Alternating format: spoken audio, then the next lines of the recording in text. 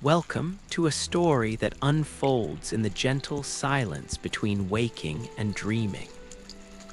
A tale not of clashing steel, though its echoes are felt, but of a profound and patient yearning, a lullaby woven from the very substance of a fading world.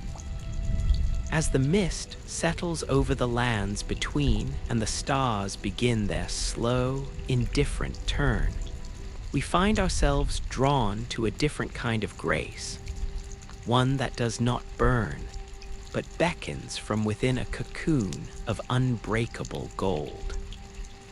Tonight, we drift into the most elusive of narratives, the dream within a dream that is Miquella's sacred ambition. We will leave the tumult of the shattering far behind, to walk the hushed halls of memory and speculation, tracing the fragile threads of empathy, sacrifice, and a love so potent it sought to craft a new reality from pure, untainted hope. This is a chronicle of slumber and transformation, a long, quiet reflection to carry you into rest. Imagine, if you will, a child who never grows, not in the way we understand growth, the stretching of limbs and the hardening of bone. His body remains a vessel of softness, of slender wrists and unlined palms, a form forever poised on the cusp of a maturity it is cursed never to grasp. This is Miquella, the Empyrean, blessed and burdened by a destiny written in the cold script of the stars, yet shackled by a body of perpetual youth. To look upon him in the few echoes we have is to see a being of heart-breaking delicacy, his hair like spun moonlight, his demeanor one of a serene, untroubled slumber even when awake. But within that unchanging vessel resided not a child's mind, but an ocean of ancient wisdom, a depth of compassion so vast it could feel the silent suffering of every soul, from the mountaintops of the giants to the weeping shaws of Liurnia. His curse was a prison of flesh, but it was within this prison that he forged his greatest strength, a perspective unclouded by the brutish ambitions of conquest, a vision that saw not thrones to be seized, but wounds to be healed. His eternity was not one of stagnation, but of infinite potential, a mind allowed to wander centuries of thought while his hands remained small and gentle. And in this dichotomy, between the eternal child and the ancient sage, lies the first, fundamental tragedy and the source of his unimaginable power. He had all the time in the world to think, to plan, to love, and to dream, yet was denied the simple, physical agency to enact his will without the aid of others, without the creation of proxies for his own fragile form. His closest proxy, his other half in the most literal and spiritual sense, was his twin sister, Malenia. Where he was stillness, she was motion. Where he was soft gold, she was burnished, unyielding steel. Her own curse, the relentless scarlet wrought, was a violent, outward corruption that devoured from within, a counterpoint to his own inward, static affliction. She was his swan blade, his protector, the extension of his will into a world that would see his gentle dream shattered. Their bond was the central pillar of his existence, a love so absolute it became his greatest vulnerability. In every strategic calculation, in every grand design for a new order, the salvation of Malenia was the silent, non-negotiable clause. He sought a cure for her not merely as a brother's duty, but as the foundational act of his philosophy. If he could not purge the corruption from his own twin, the one being he loved most purely, then what hope could his new world possibly hold? She, in turn, placed her entire being, her formidable, devastating power, in service to his vision. Her battles were not fought for territory or glory, but to clear a space in the chaotic, war-torn world where her brother's fragile sapling of hope might take root. They were two halves of a single soul, one cursed to decay in motion, the other to persist in stillness, each seeking the other's redemption in a world that offered none. From this union of boundless intellect and unwavering devotion was born the Haligtree. Not a fortress, not a palace, but a living prayer, an act of defiant creation that stands as the most eloquent testament to Miquella's nature. He looked upon the Erdtree, the colossal, gilded heart of the Golden Order, and he saw its flaws. He saw how its grace was conditional, how it spurned the imperfect, the unclean, those who did not fit its rigid, luminous hierarchy. His response was not to tear it down in rage, but to grow an alternative. With patience that spanned decades, perhaps centuries, he nurtured a sapling, pouring into it not just water and nutrients, but his own essence, his blood, his boundless empathy. The Haligtree was to be a new Erdtree, yes, but more than that. It was to be the heart of a new order, an order of unalloyed gold. Its roots would drink from a different well. Its branches would offer shelter, not judgment. It was an attempt to use the very language of the gods, the symbolism of the great tree, to write a different, kinder scripture. And here we encounter the central, mesmerizing symbol of his entire endeavor, the cocoon. When the tree was grown, but not yet fully transformed, when his plans required a leap of faith beyond the physical, Miquella did something that defies the logic of warriors and kings. He embedded himself within the very trunk of the Haligtree. He willingly entered a cocoon of his own making, a vessel of unalloyed gold, and surrendered to a profound, self-induced slumber. This was not an act of retreat, but of radical, transformative engagement. He was leaving the flawed reality of the lands between to cultivate his perfect world within the fertile, boundless soil of a dream. The cocoon is a womb where a new self and a new age were to gestate. It is a crucible where base reality would be alchemized into a higher form. And, as we shall see, it would become a gilded prison, the site of a terrible, violating interruption. But in its original intent, it represents the ultimate sacrifice, the dreamer abandoning the waking world to become the architect of a better one from the inside out.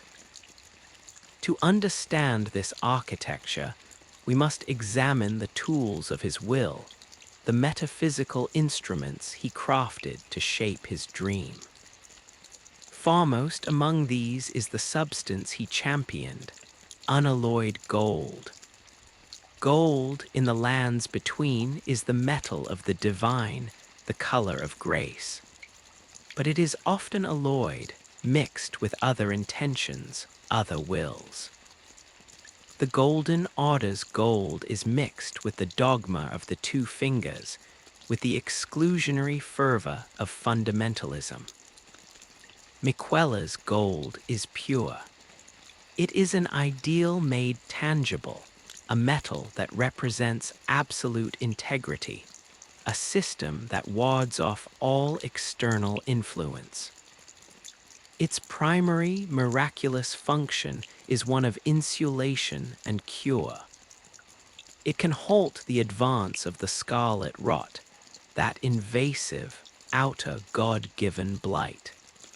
It can, in theory, repel the maddening whispers of the frenzied flame. Unalloyed gold is a shield, a sanctuary in metallic form. It is the philosophical cornerstone of his dream, a realm where beings are not corrupted by the meddling of distant, uncaring gods, where they can exist according to their own inherent nature, perfected and free. This is not a gold that demands worship. It is a gold that offers protection. To focus this principle, to make it an active force of healing and change, he crafted the needle. A slender, elegant instrument, it is more than a surgical tool. It is a conductor for a singular, benevolent will. The needle is to Miquella's philosophy what a sacred seal is to incantation, a locus of power. We see its prototype used to still the frenzy in one's own mind, a literal pinning of chaotic, external influence. The intended, perfected needle was meant for Malenia to pierce the heart of her rot, and with the immutable principle of unalloyed gold, seal it away forever. The needle is a symbol of precise, compassionate intervention. It does not destroy the host to purge the disease. It seeks to isolate the corruption, to allow the true self to flourish unharmed. In the grand, dreamlike stasis of his plan, we can imagine countless such needles, not of metal, but of intent, gently stabilizing a reality, stitching a new world together with threads of pure purpose, holding at bay the chaotic pressures of the outer void. And all of this focused will, this purifying principle, was to be channeled and incubated within the cocoon. Envision it there within the heartwood of the Haligtree, a great, bulbous form of radiant, untarnished gold, smooth and seamless as a tear frozen in mid-fall. It pulses with a slow, somnolent light, a heartbeat measured in seasons, not seconds. Within, Miquella sleeps. But his sleep is not emptiness. It is a state of hyperconstructive meditation. His consciousness, freed from the limits of his cursed body, expands to fill the conceptual space of his dream. He is, in this state, both the dreamer and the landscape of the dream. He is weaving the very laws of his new order, the gentle physics of a world where compassion is the first principle, not strength. The cocoon is his workshop, his throne room, his entire universe. The act of dreaming for him is the highest form of creation, a patient, internal crafting of a reality so complete, so self-sustaining, that it would eventually spill forth and overwrite the broken one outside. It is the ultimate rejection of the violent, cyclical history of the lands between, where gods war and Elden lords rise and fall. His is a quiet revolution, a germination. He sought not to conquer the world, but to dream a better one into existence beside it, a sanctuary so compelling it would become the new reality. That sanctuary, in its physical, unfinished form, is the Haligtree itself. To approach it is to feel a shift in the very air. The cacophony of the lands between, the screech of warbirds, the clash of mercenary steel, the mad sermons of fanatics, all falls away, replaced by a profound, echoing quiet, broken only by the soft drip of sap and the distant, melancholic song of unseen creatures. This is not the silence of death, but the hush of a cathedral, a place where loud proclamations feel like a sacrilege. The Haligtree is Miquella's dream given root and bark and leaf, and it stands as a cathedral for the unwanted. Its massive, intricate boughs, glowing with a soft, inner light of gold and silver, create a canopy over a world within a world. The architecture that clings to its limbs and roots is elegant, sorrowful, and welcoming. Elaborate, flowing structures of pale stone and delicate metalwork seem to grow organically from the tree itself, featuring gentle curves and embracing arches, devoid of the intimidating, angular fortifications of Lanedell. It is an architecture of shelter, not of defense. And who does it shelter? All those for whom the Erdtree's grace has dimmed or turned cruel. The misbegotten, creatures born of a chaotic, ancient crucible, seen as abominations by the Golden Order, here tend to the roots with a solemn, dedicated care. The Albinorics, man-made beings often derided as soulless imitations, find a place where their personhood is recognized, where they can roll and contemplate in peace. Those touched by blight and disease who would be hunted or shunned elsewhere are offered solace. The Haligtree is the physical manifestation of Miquella's empathy. It does not ask for purity, it offers a promise of purification. It does not demand strength, it offers a space to be weak, to heal. The very ecosystem reflects this. The gentle, glowing butterflies, the docile, almost sorrowful pests, the flowers that bloom in soft purples and blues rather than violent reds or ostentatious gold.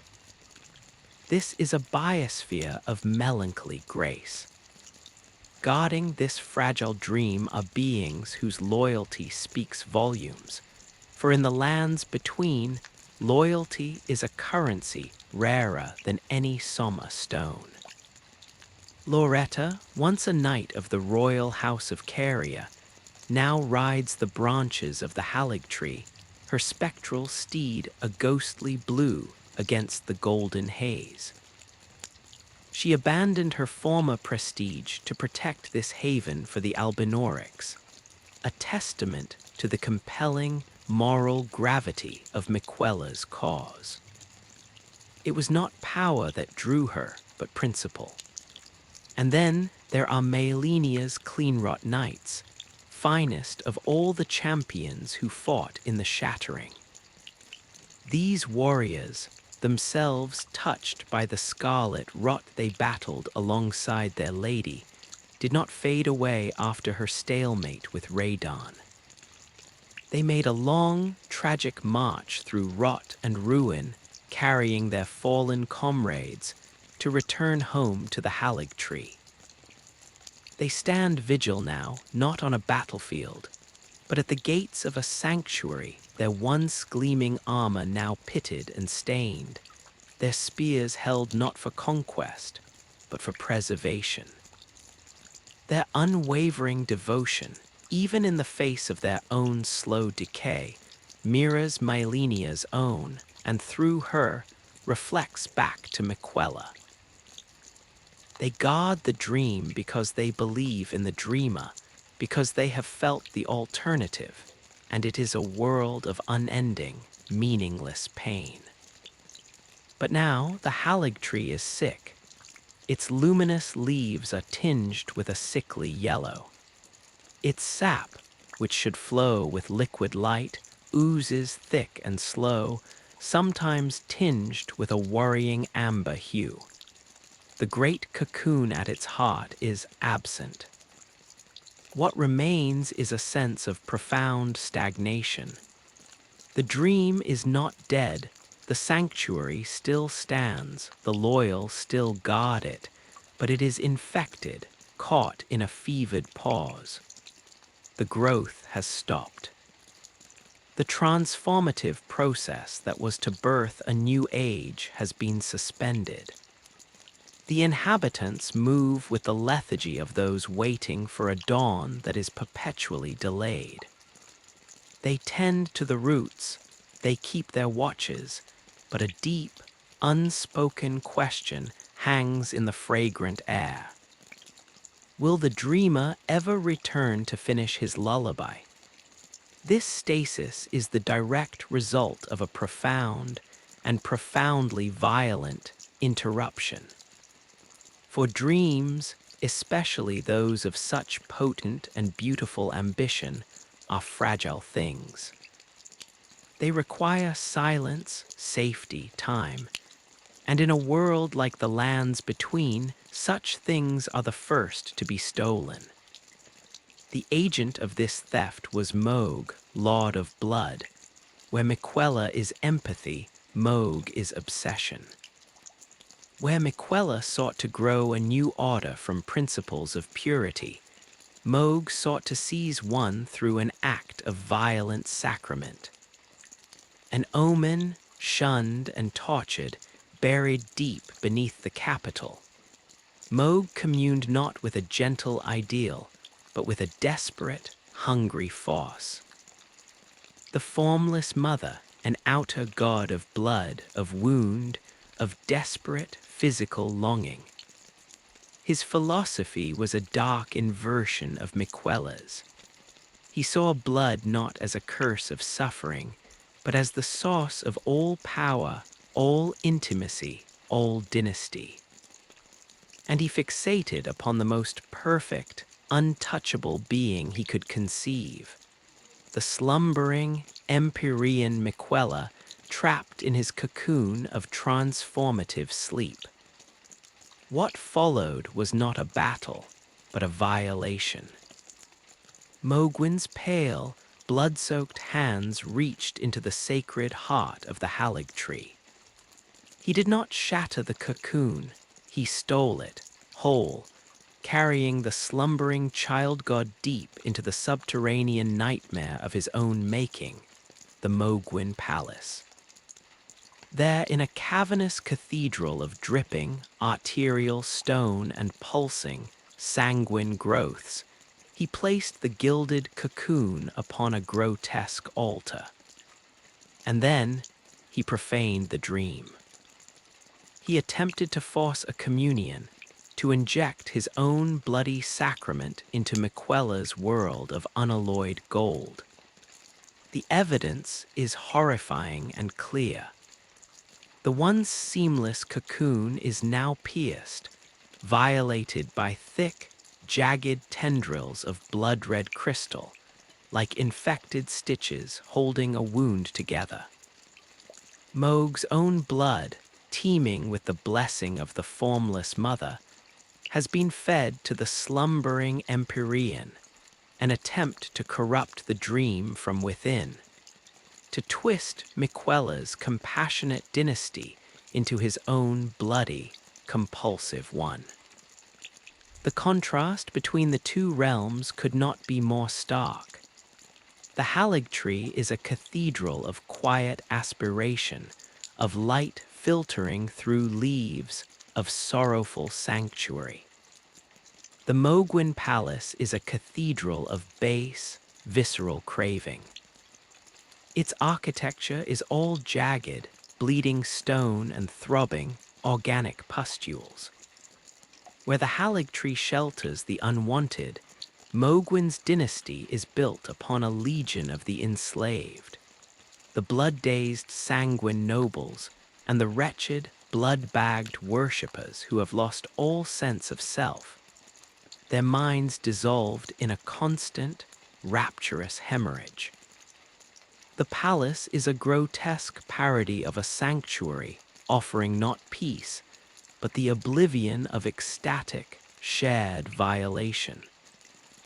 It is a nightmare of forced intimacy, where every drop spilled is both an offering and a chain. This, then, is the central, tragic conflict suspended in the law of the lands between. A dream of empathetic order, woven from patience and pure gold, has been hijacked by a nightmare of compulsive, sanguine chaos. Miquella's endless dream, intended as a gentle overwriting of a cruel world, is now itself a battleground. Is his vast, sleeping consciousness fighting a silent, internal war against the invading corruption of blood? Is the dream now a labyrinth where threads of gold are tangled with veins of crimson? Or has the sleeper been so deeply violated that the original dream is lost, and what gestates now is some terrible, hybrid thing? The cocoon pulses still, but its light is troubled, its rhythm discordant. The lullaby has become a dissonant chant, the womb a prison within a prison. Moog, in his twisted devotion, believes he is a partner, a consort creating a new dynasty. In truth, he is a parasite, a canker injected into the heart of a beautiful, sleeping idea and the fate of the dream, and perhaps of the lands between itself, hangs on the outcome of this silent, horrific struggle within a shell of unalloyed gold. The air within the Haligtree's highest boughs is thin, cool, and carries the scent of petrified sap and distant rain, a scent like memory given form. It is here, in these quiet, elevated spaces, that one feels closest to the dreamer's original intent before the stagnation set in. The walkways, carved from the living wood itself, are smooth underfoot, worn not by marching armies, but by the slow, contemplative tread of those seeking solace. They spiral gently upward, following the natural curve of the great limbs, and from their edges, one can look down upon the dream's architecture as if reading a map of benevolent intent. Below, the roots plunge into a soft, eternal twilight, cradling the homes of the misbegotten in a gentle, earthy embrace. Their lanterns, crafted from hollowed-out fungi or etched crystal, cast pools of amber light that do not chase away the shadows, but make them seem friendly, a part of the sanctuary's fabric. The sound here is a composite of softness.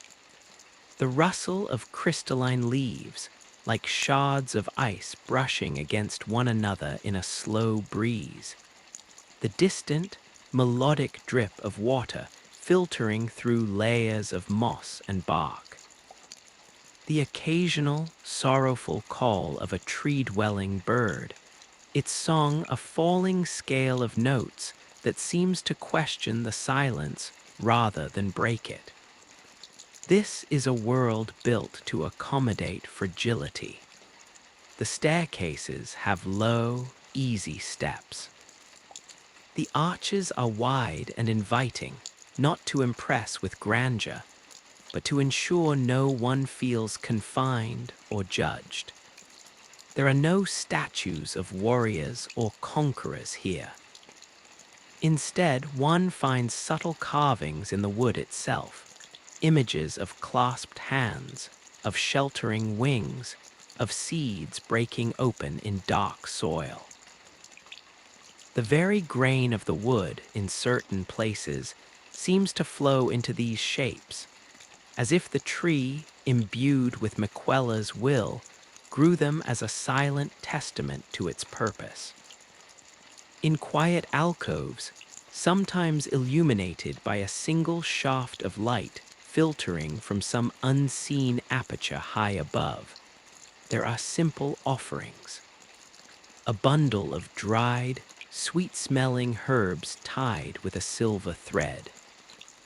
A perfectly round river stone placed with care upon a flat section of root.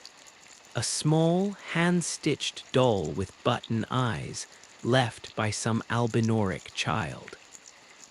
These are not acts of worship to a distant, demanding god.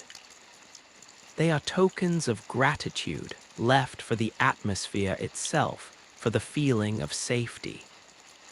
They are messages to the sleeping dreamer, saying, "We are here, we are waiting, we remember the promise."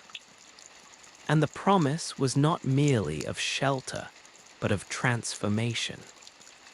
The Haligtree was never meant to be a static refuge, a mere hiding place from a cruel world. It was to be an engine of gentle change. The concept of unalloyed gold was its guiding principle, but this was not a static purity. It was an active process of becoming. Imagine, if you can, the intended function of this place. The roots, drinking from waters infused with Miquella's essence, would not just sustain the tree, but would slowly, over centuries, alter the very land they touched.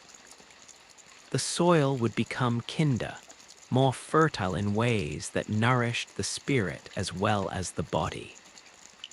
The air, perfumed by the tree's blossoms, blossoms that may have never opened in our reality, would carry a subtle, calming influence, a balm for fevered minds and sorrowing hearts. The light filtering through its canopy would not merely illuminate, it would clarify, washing away confusion and malice like a gentle tide. This was to be a place where curses did not just halt their advance, but slowly unraveled. The scarlet wrought in a clean-wrought knight's veins would not be a death sentence, but a fading stain, drawn out over long years of peace and replaced by the tree's own clean vitality.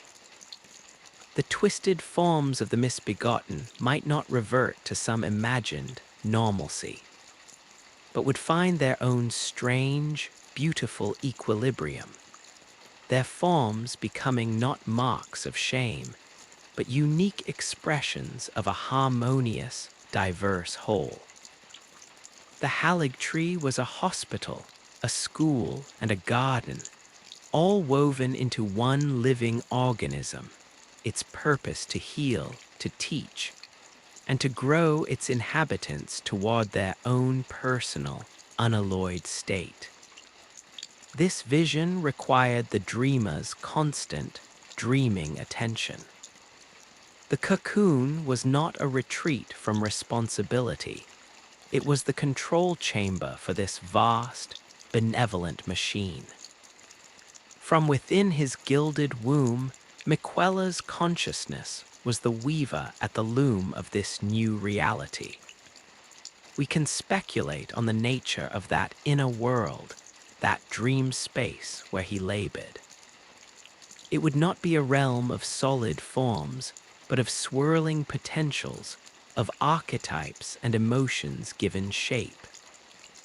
Here, the concept of compassion might be a slow, warm current of light. Sanctuary might be a geometric pattern that endlessly folded in on itself, creating spaces within spaces.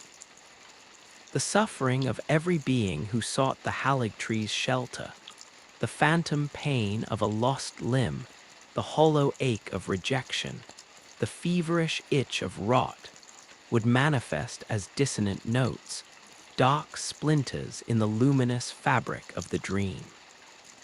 Miquella's work was to gently disentangle these knots of pain, to transpose those dissonant notes into a quieter, more harmonious key, and to weave the resolved threads back into the grand tapestry of his order.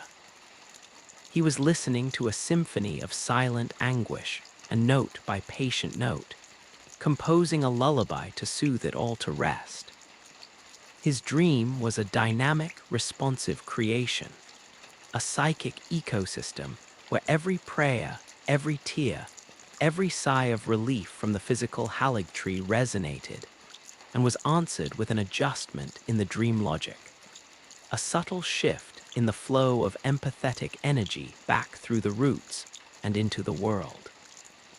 This is why the theft of the cocoon was a catastrophe of such profound and subtle dimensions. It was not merely a kidnapping.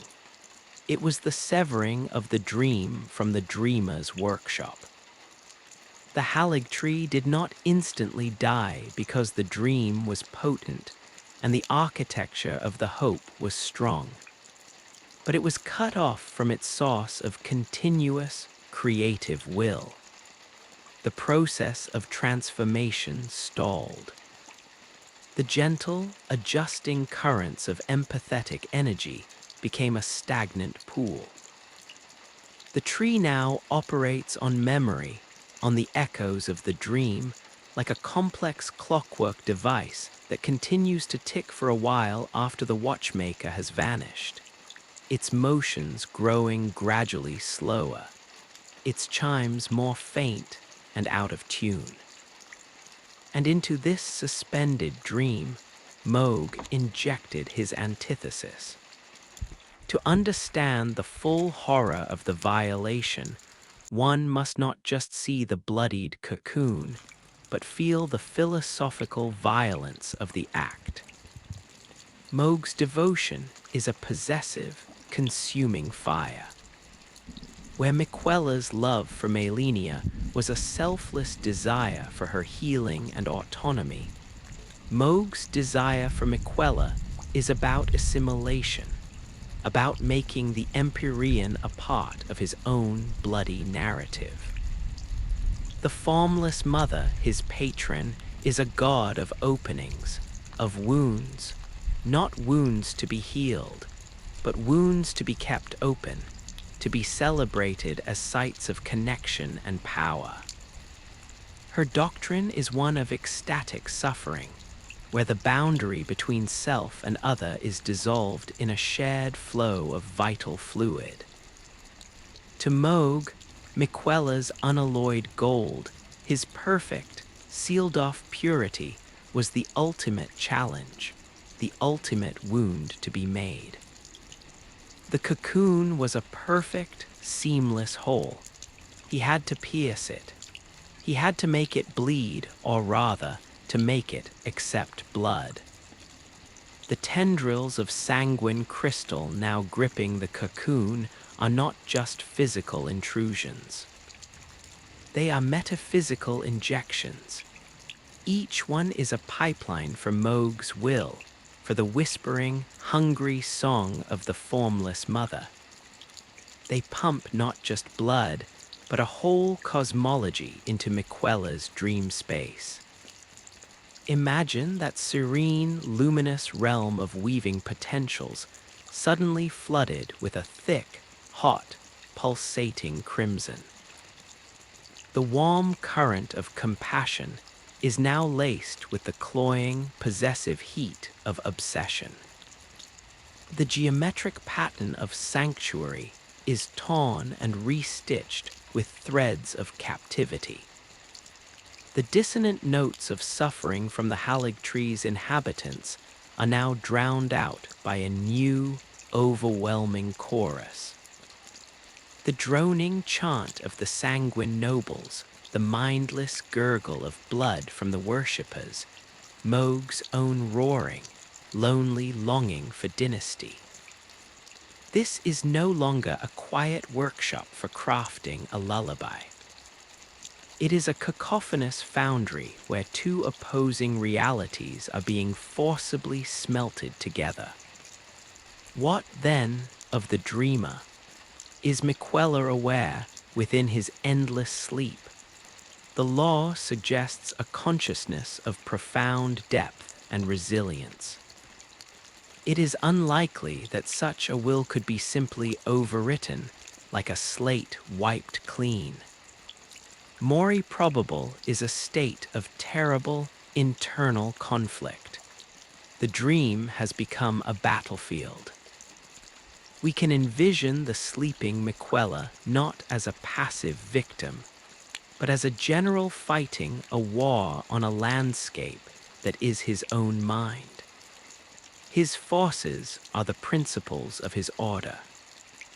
The shining, defensive walls of unalloyed gold, the precise, healing vectors of the needle's intent, the gentle, persuasive growth of the Haligtree's roots.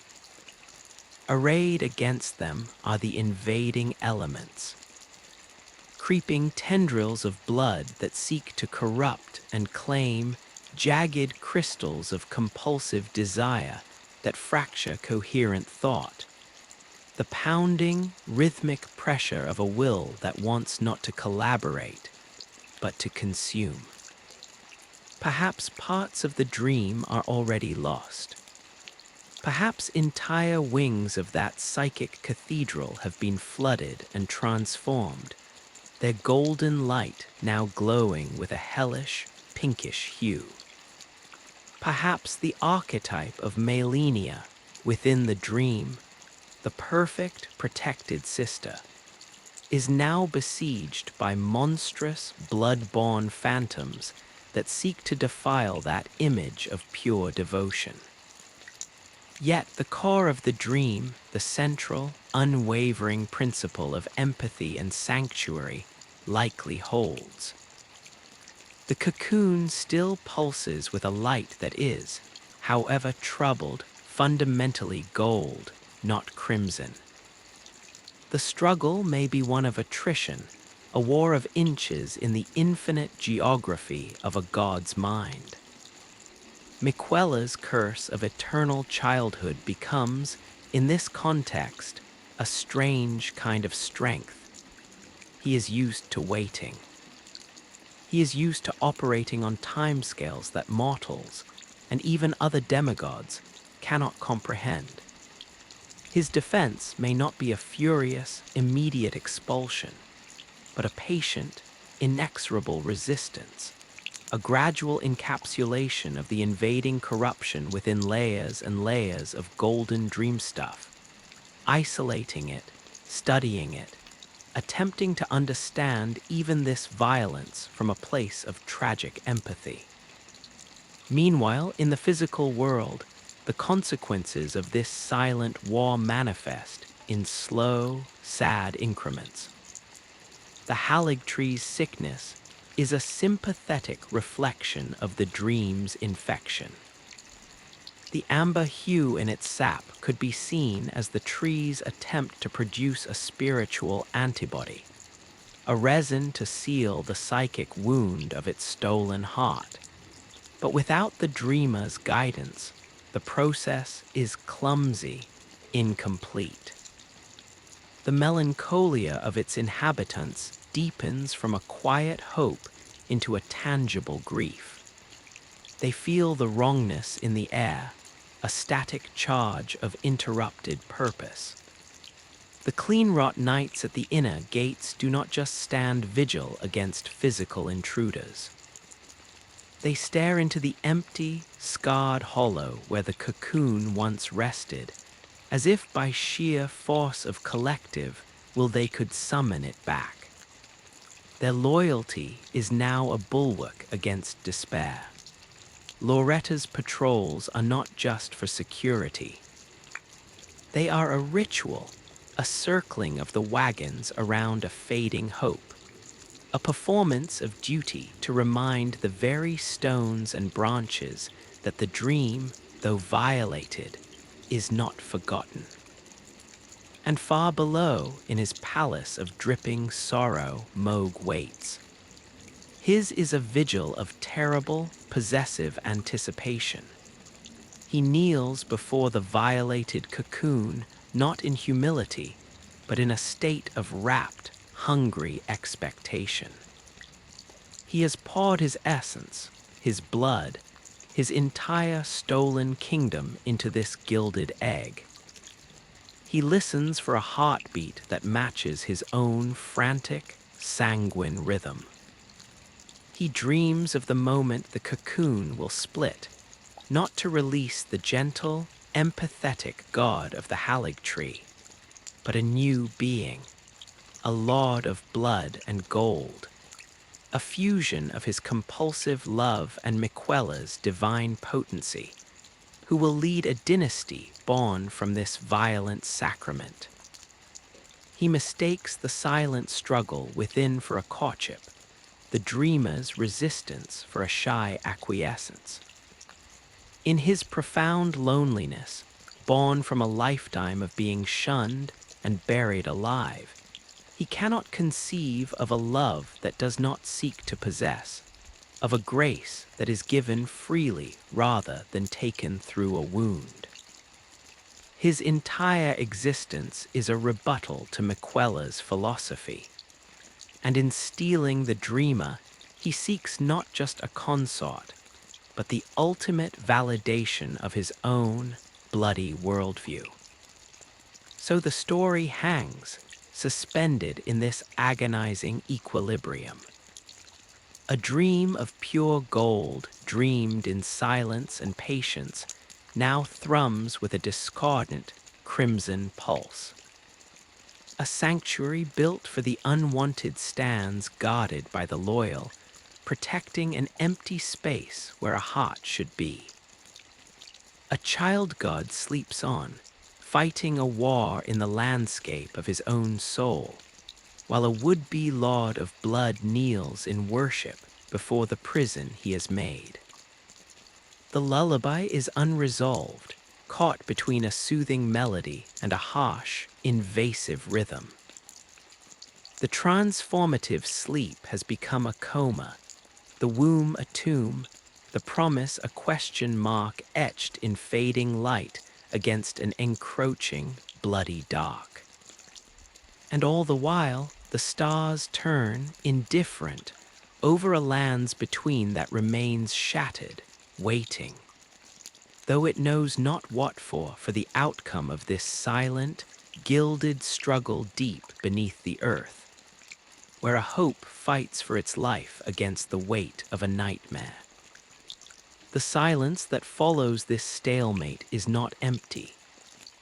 It is a thick, palpable substance, like amber in the process of hardening, capturing every mote of dust, every suspended breath, every unvoiced prayer in a translucent prison of time.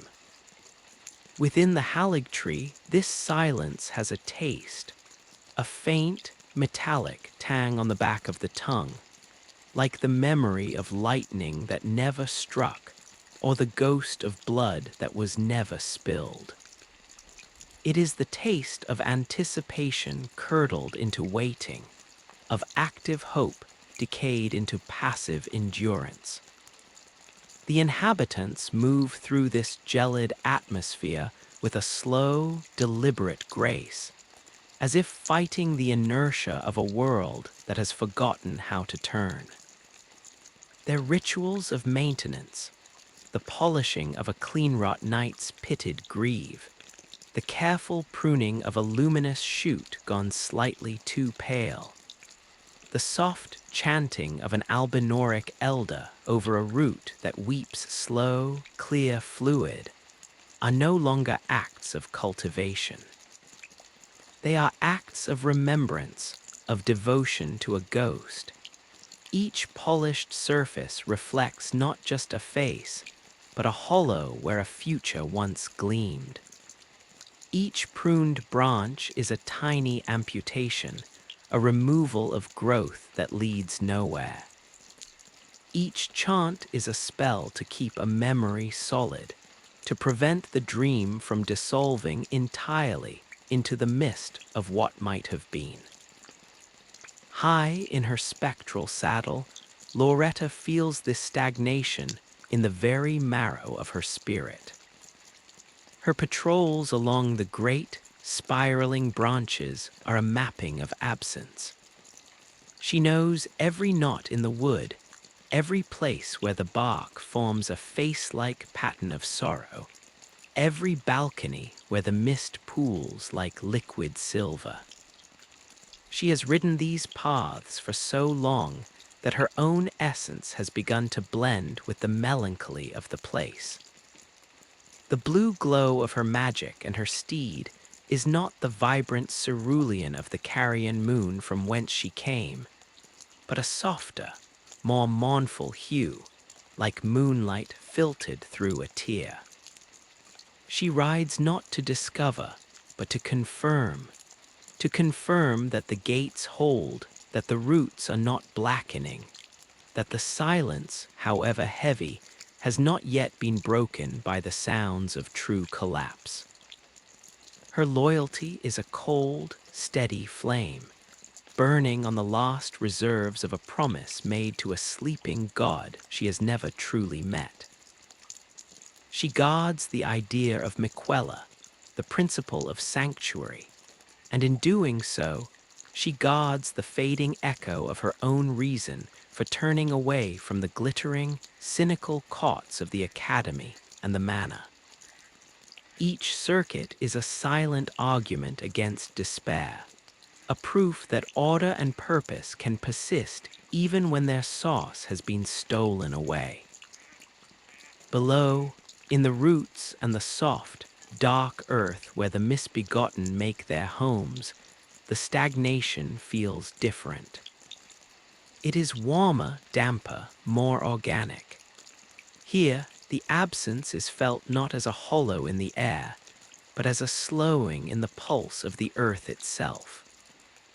The misbegotten, creatures born of a primordial, chaotic melding, are perhaps more attuned to the deep, slow rhythms of growth and decay than any other being. They do not speak of Miquella in words, but in actions. Their large, often clumsy hands are infinitely gentle as they pack rich, dark soil around a root that seems to shiver.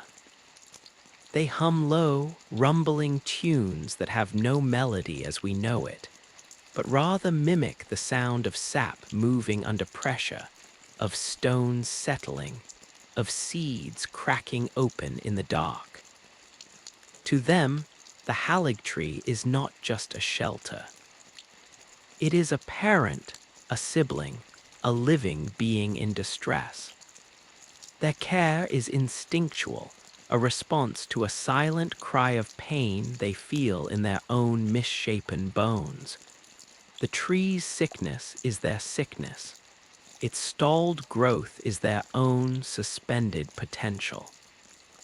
In their dim, lantern-lit chambers, they craft not weapons, but tools for comfort, soft brushes from fungal fibers to clean the bark, vessels of hollowed gourd to collect the weeping sap, which they sometimes anoint upon their own twisted limbs as a blessing, a hope that the tree's intended healing power might still linger in its tears.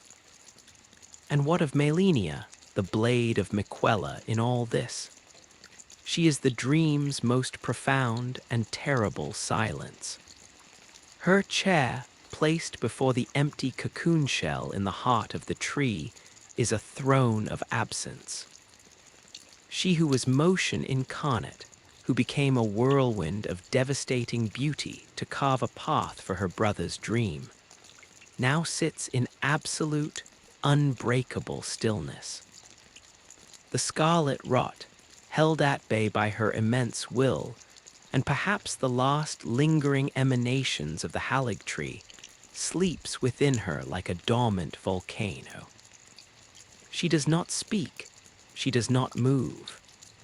Her one remaining eye, clouded with a pearlescent film, is fixed on the scar in the tree where her other half was torn away. Her consciousness, one must imagine, is not here in the chair of stone and root. It is turned entirely inward, or perhaps projected across the impossible distance, through stone and blood and nightmare, to the place where her brother sleeps his troubled sleep.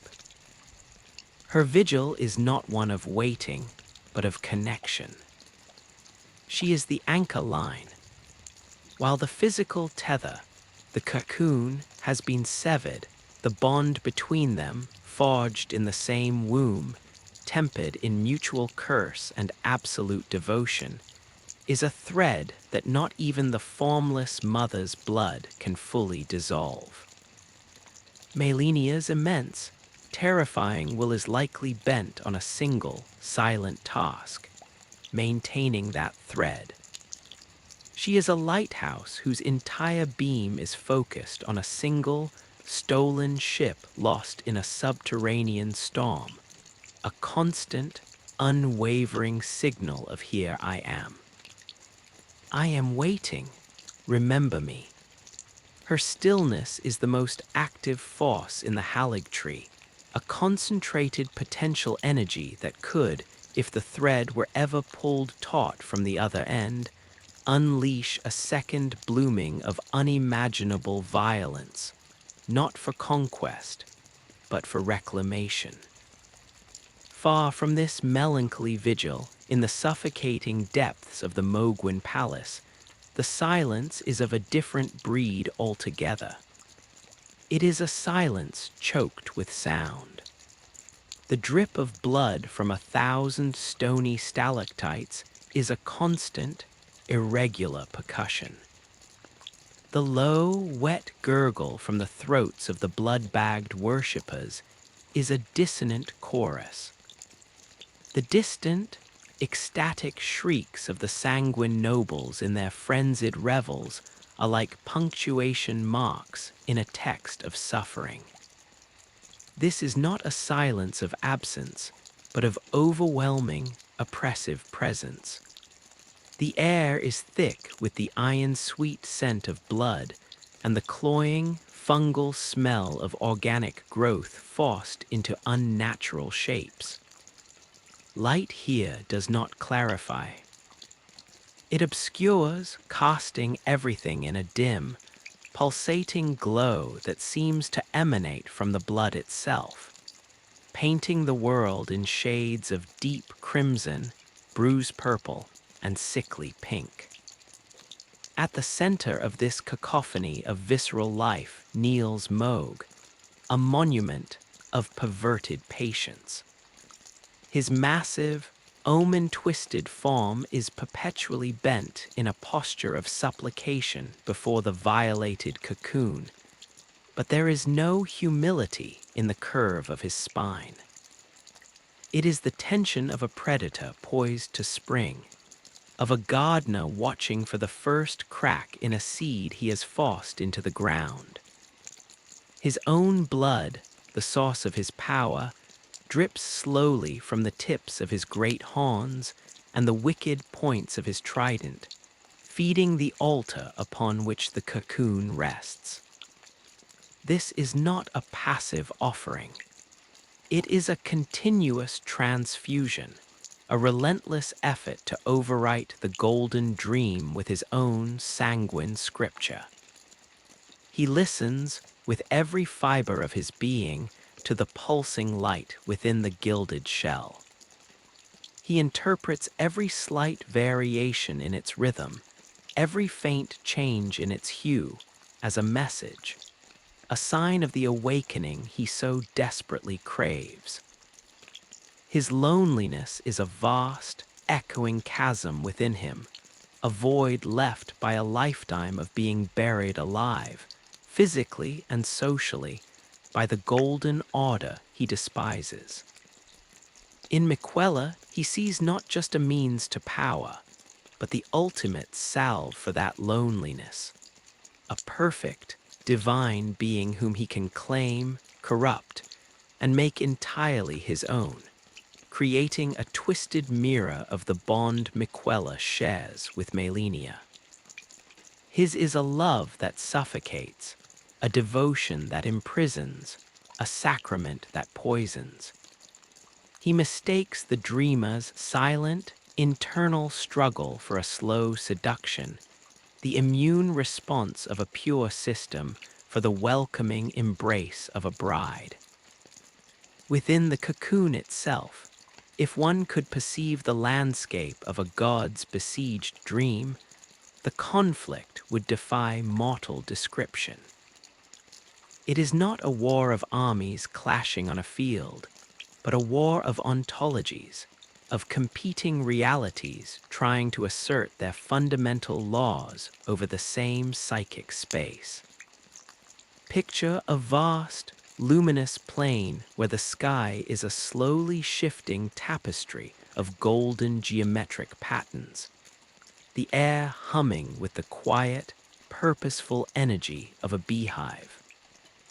This is the remnant of Miquella's original dream, the workshop of unalloyed gold. Now, invading this plain are great, jagged fissures from which wells a thick, sentient blood. This blood does not pool, it crawls. It forms into shapes, screaming faces, clutching hands, thorned vines that pulse with a hungry light. These are the manifested concepts of Moog's will, compulsion, a force that pulls like a gravitational tide toward a single, obsessive point. Assimilation, a sticky, dissolving presence that seeks to break down boundaries and merge all into a single, throbbing whole. Sacrificial ecstasy, a dizzying, fractal pattern that promises oblivion in exchange for the surrender of self. Miquella's consciousness, the dreamer at the heart of this storm, would not appear as a child, nor even as a human form. He would be the plane itself, the golden sky, the very logic of the space.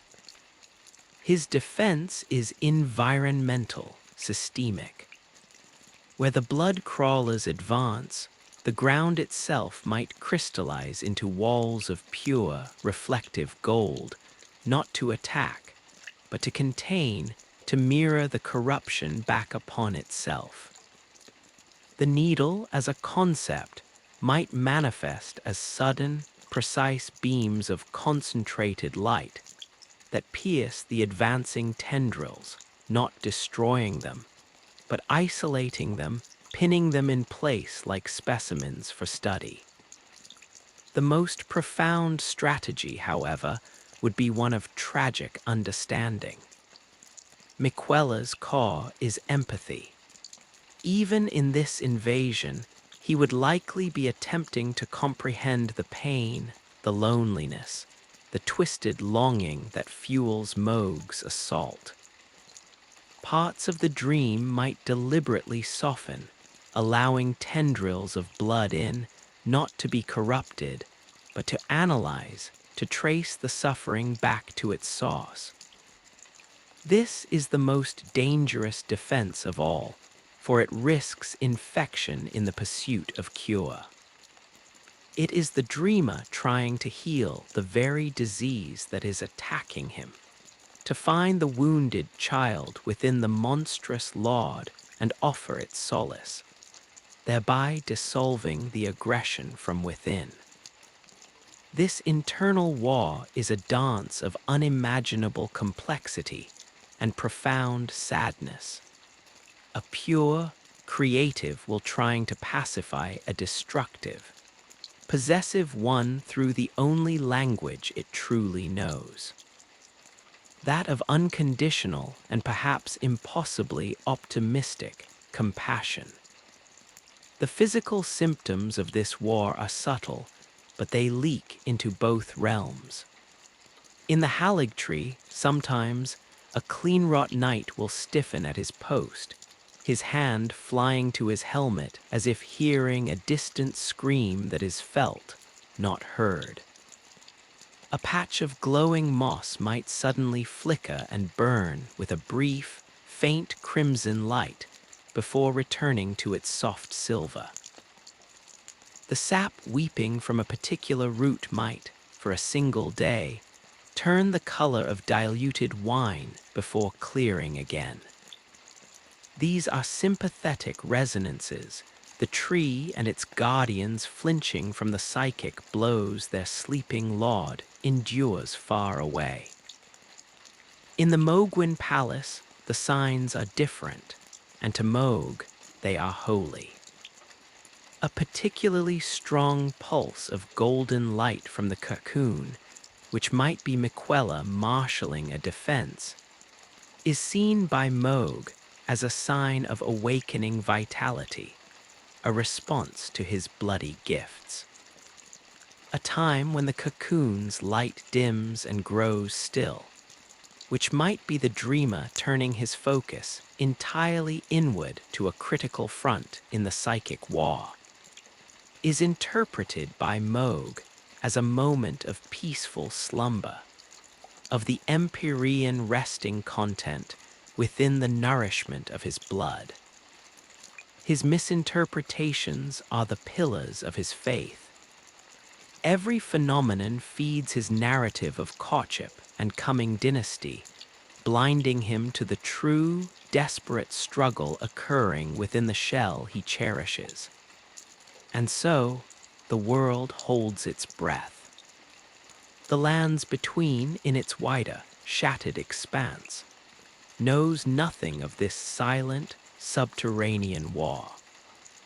It is consumed by its own surface-level tragedies, the endless, petty skirmishes over ruined forts, the slow madness of those who see the guidance of grace, but never its fulfillment, the eternal, grinding conflict between factions too blinded by their own dogmas to see the larger, quieter tragedy unfolding in the dark and in the high, lonely branches.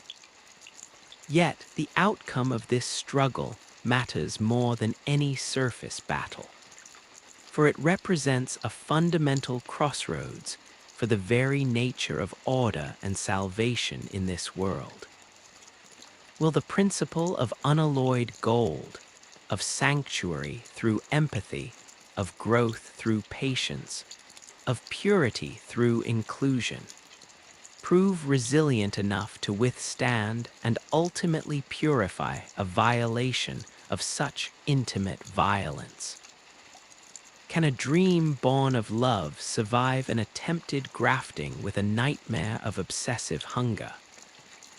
Or will the relentless, physical pressure of blood and compulsive will eventually crack the golden shell, not just physically, but spiritually, giving birth to something new and terrible? A mended lord of blood and gold, whose compassion is twisted into possessive affection, whose sanctuary is a gilded cage, whose new order is a dynasty built on the sacred, inescapable bond between the healer and the wound, the savior and the sin, forever intertwined in a single, paradoxical being.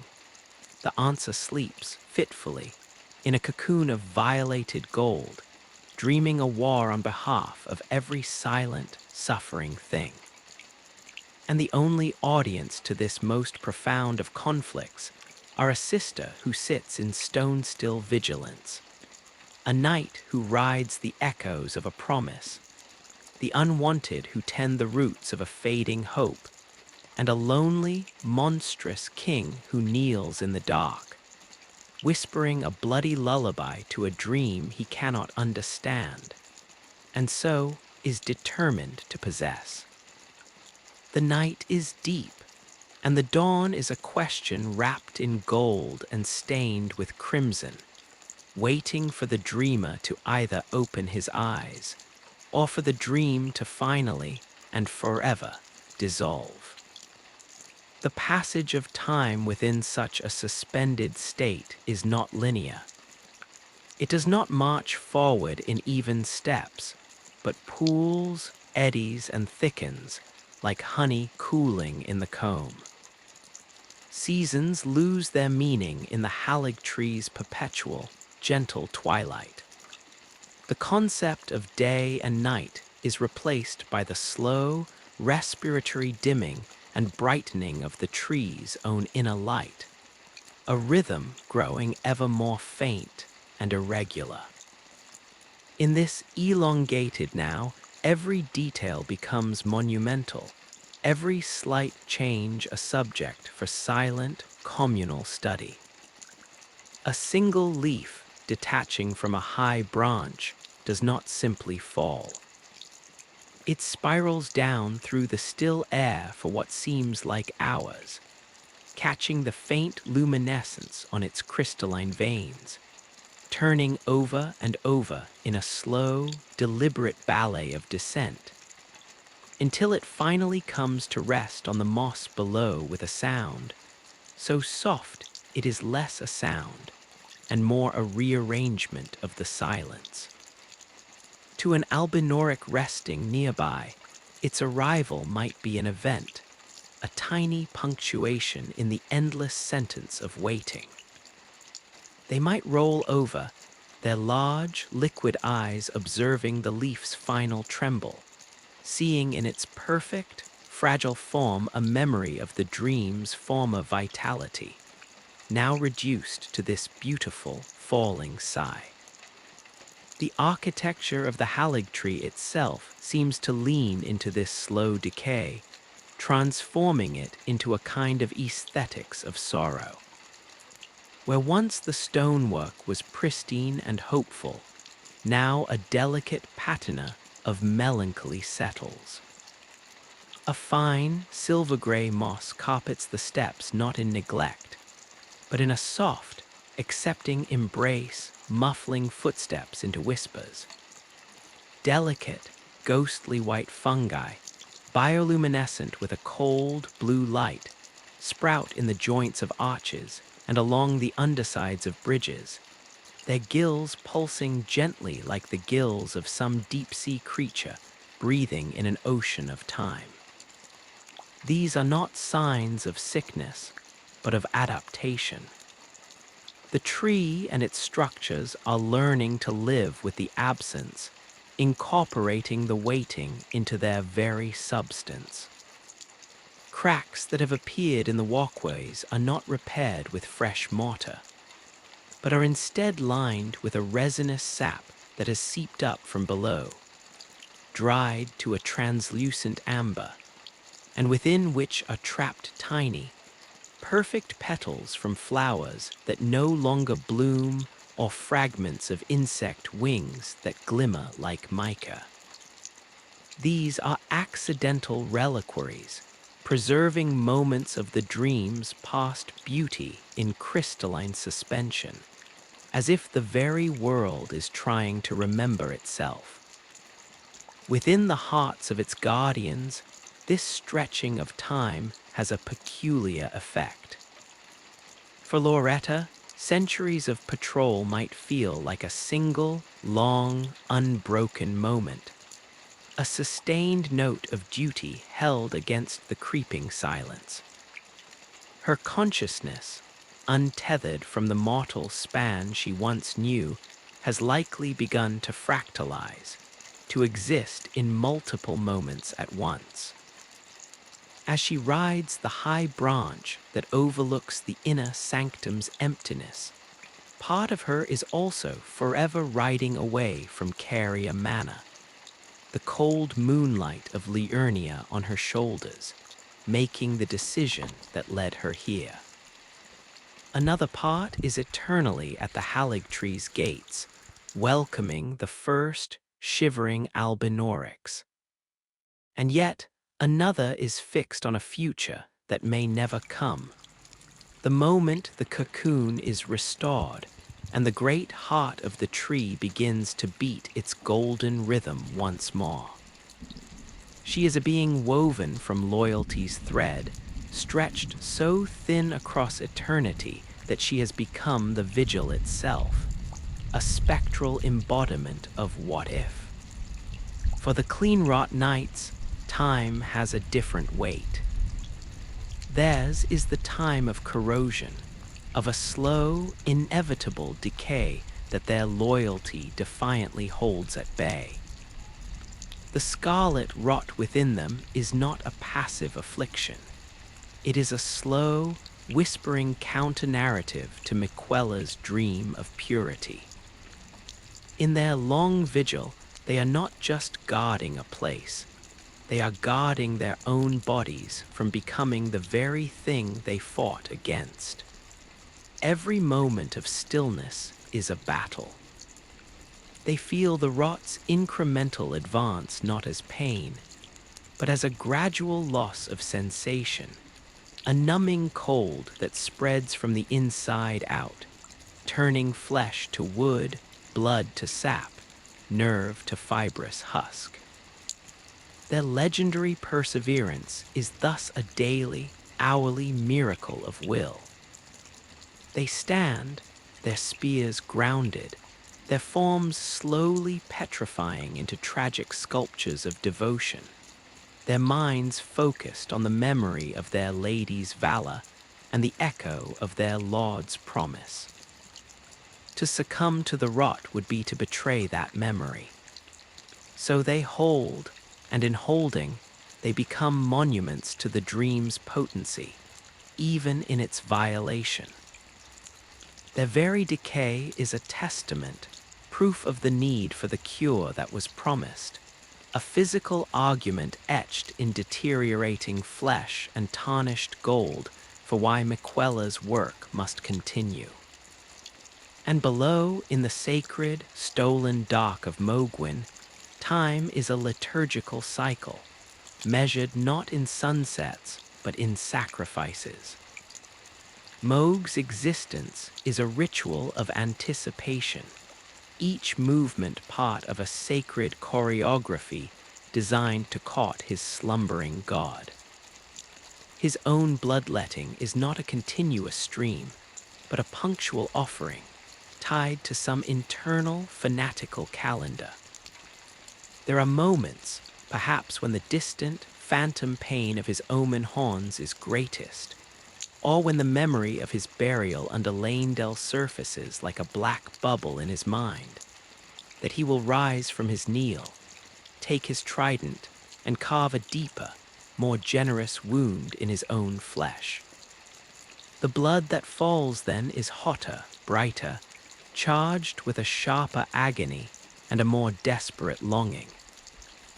It sizzles on the altar stone, and the sanguine crystals piercing the cocoon seem to drink it more greedily, pulsing with a feverish light. These are the high holy days of his lonely religion. The rest of the time, he is in a state of contemplative hunger, studying the cocoon as an astronomer might study a strange, silent star, charting the minute fluctuations in its light, listening to the barely audible hum that emanates from its golden shell. A hum that is likely the psychic echo of the war within, but which he interprets as the stirrings of a shared dream. His followers exist in a distorted reflection of this temporal experience. For the blood-bagged worshippers, time has collapsed entirely into a perpetual, ecstatic present. Their minds, dissolved by the blood ministrations, know no past, no future, only the overwhelming now of the sacrament. The warm flow over their skin, the dizzying light, the voice of their Lord that vibrates in their bones rather than their ears. They are living, breathing vessels of instantaneity, their very existence a proof of Mog's power to obliterate history and self. The sanguine nobles, in their frenzied revels, experience time as a series of escalating peaks, each violent celebration an attempt to reach a higher plane of sensation, to touch the hem of the formless mother's glory in a moment of perfect, shared hemorrhage. Theirs is a time of addiction, each peak requiring a deeper valley of need to follow. But the Cocoon, the stolen heart of this bloody realm, operates on a timescale that dwarfs them all. Its pulse, when one can perceive it, is geological. A single throb of its troubled light might encompass the entire duration of one of Moog's sacrificial cycles. The war within is fought with the patience of continental drift, the strategy of crystal growth. Miquella's dream time, even under assault, is not the time of seconds and hours, but of epochs and eons. A single strategic maneuver in that internal landscape, the insistment of a major tendril of blood obsession within a shell of conceptual gold, might take what feels from the outside like a decade of silence. This disconnect is the core of the tragedy.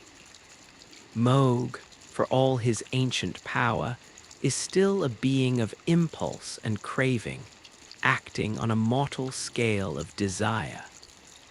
He pours his fervor into a vessel that processes it on a timescale of divine contemplation.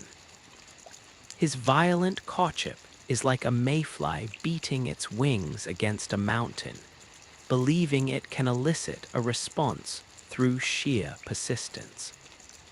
The mountain, however, is engaged in the slow, profound work of being a mountain. It registers the mayfly not as a suitor, but as a tiny, ephemeral weather pattern, a brief moisture on its stone face soon to be evaporated by the sun of a deeper purpose. What, then, is the nature of that deeper purpose now? Has Miquella's goal shifted? The original dream, the gentle overwriting of reality with an order of unalloyed gold, required an unbroken, focused gestation. That process has been catastrophically interrupted. It is possible that the dream, in its resilience, has had to adapt its objectives. No longer can it focus solely on the grand, external transformation. The immediate, internal threat must be neutralized. Perhaps the dream is no longer expanding. Perhaps it is consolidating, turning its immense creative power inward in an act of spiritual immune response. The crafting of a new order may have been temporarily set aside for the meticulous, infinitely patient work of self-purification. Every incursion of Moog's must be identified, isolated, understood, and then, thread by psychic thread, disentangled from the golden weave of Miquella's consciousness.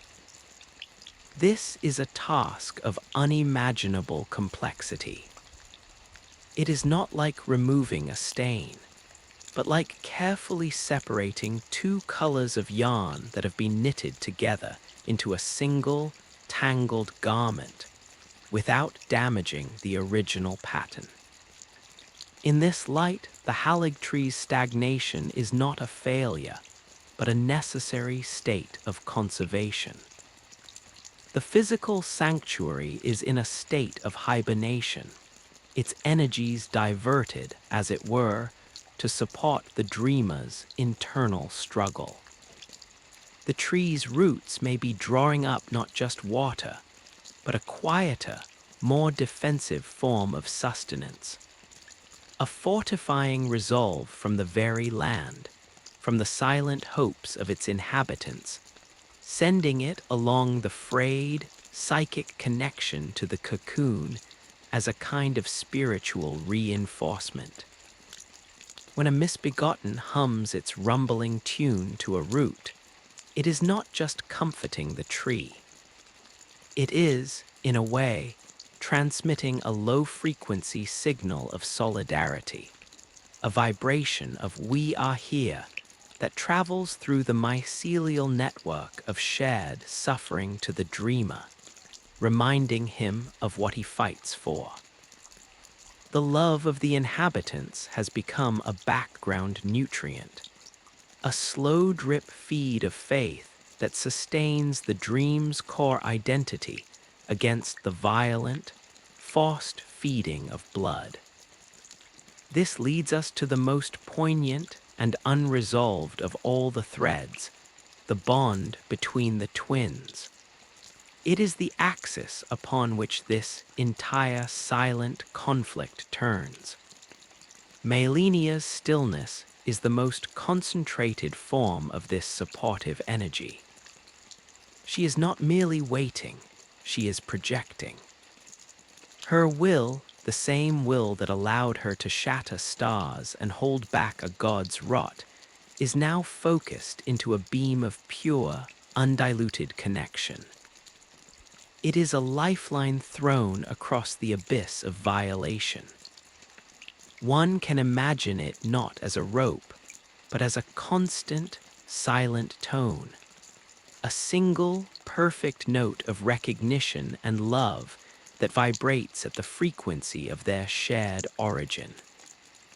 In the chaotic, hybrid dream space of the Cocoon, where golden geometry wars with crimson chaos, that note would be a fixed point, a north star. It is the memory of home, of a bond untainted by obsession or desire for possession. It is the embodiment of the original dream's principle, love as sanctuary, not as chains. For Miquella, fighting to remember his own purpose amidst the invasive chorus of Moog's longing, Malenia's silent signal is the clearest, purest truth. It is the unalloyed gold of the heart, and it may be the primary weapon he uses to distinguish his own reality from the one being forced upon him. Every time Moog will whispers of a possessive, consuming union, the dreamer can counter it with the silent, steady memory of a union that exists to liberate, not to enslave.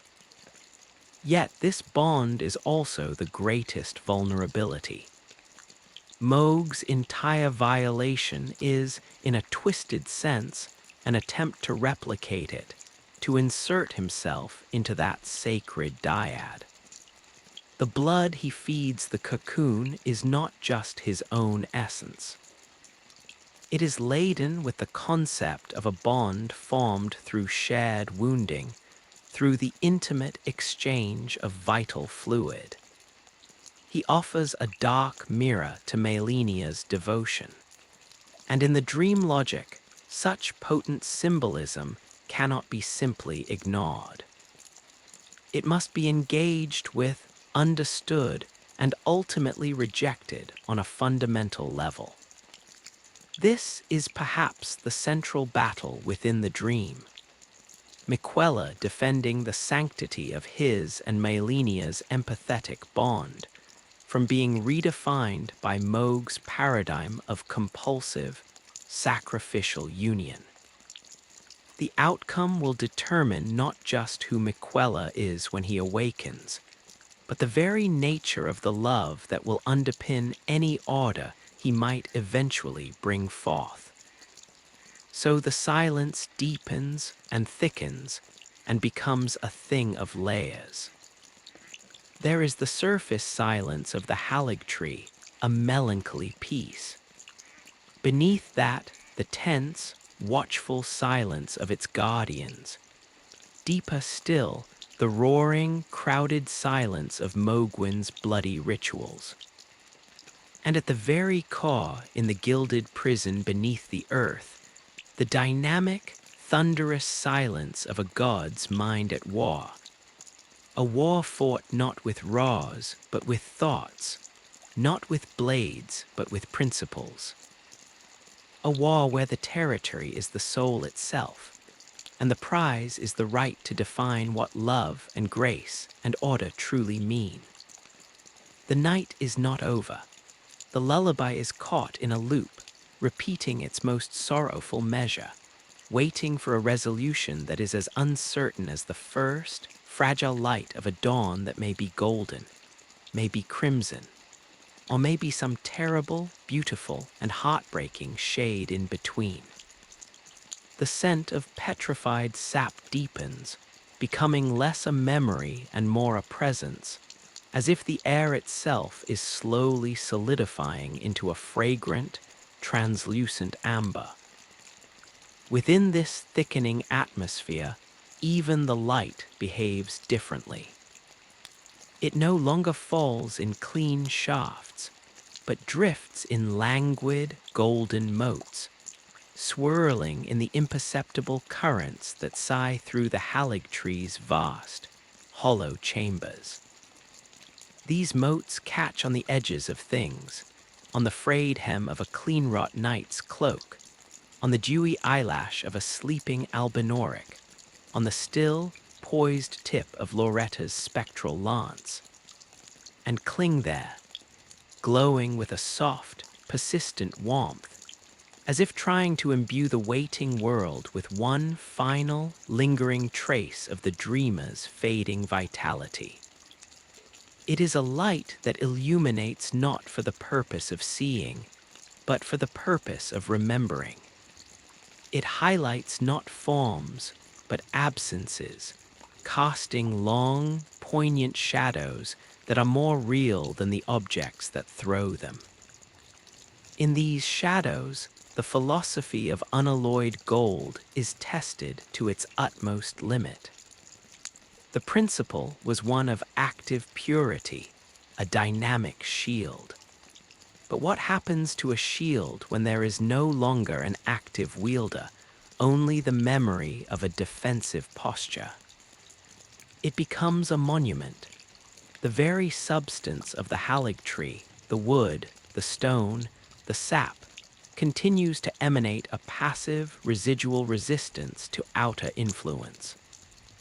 The scarlet wrought within the clean-wrought knight's advances, yes, but with a strange, grudging slowness, as if pushing through a gel of solidified intention.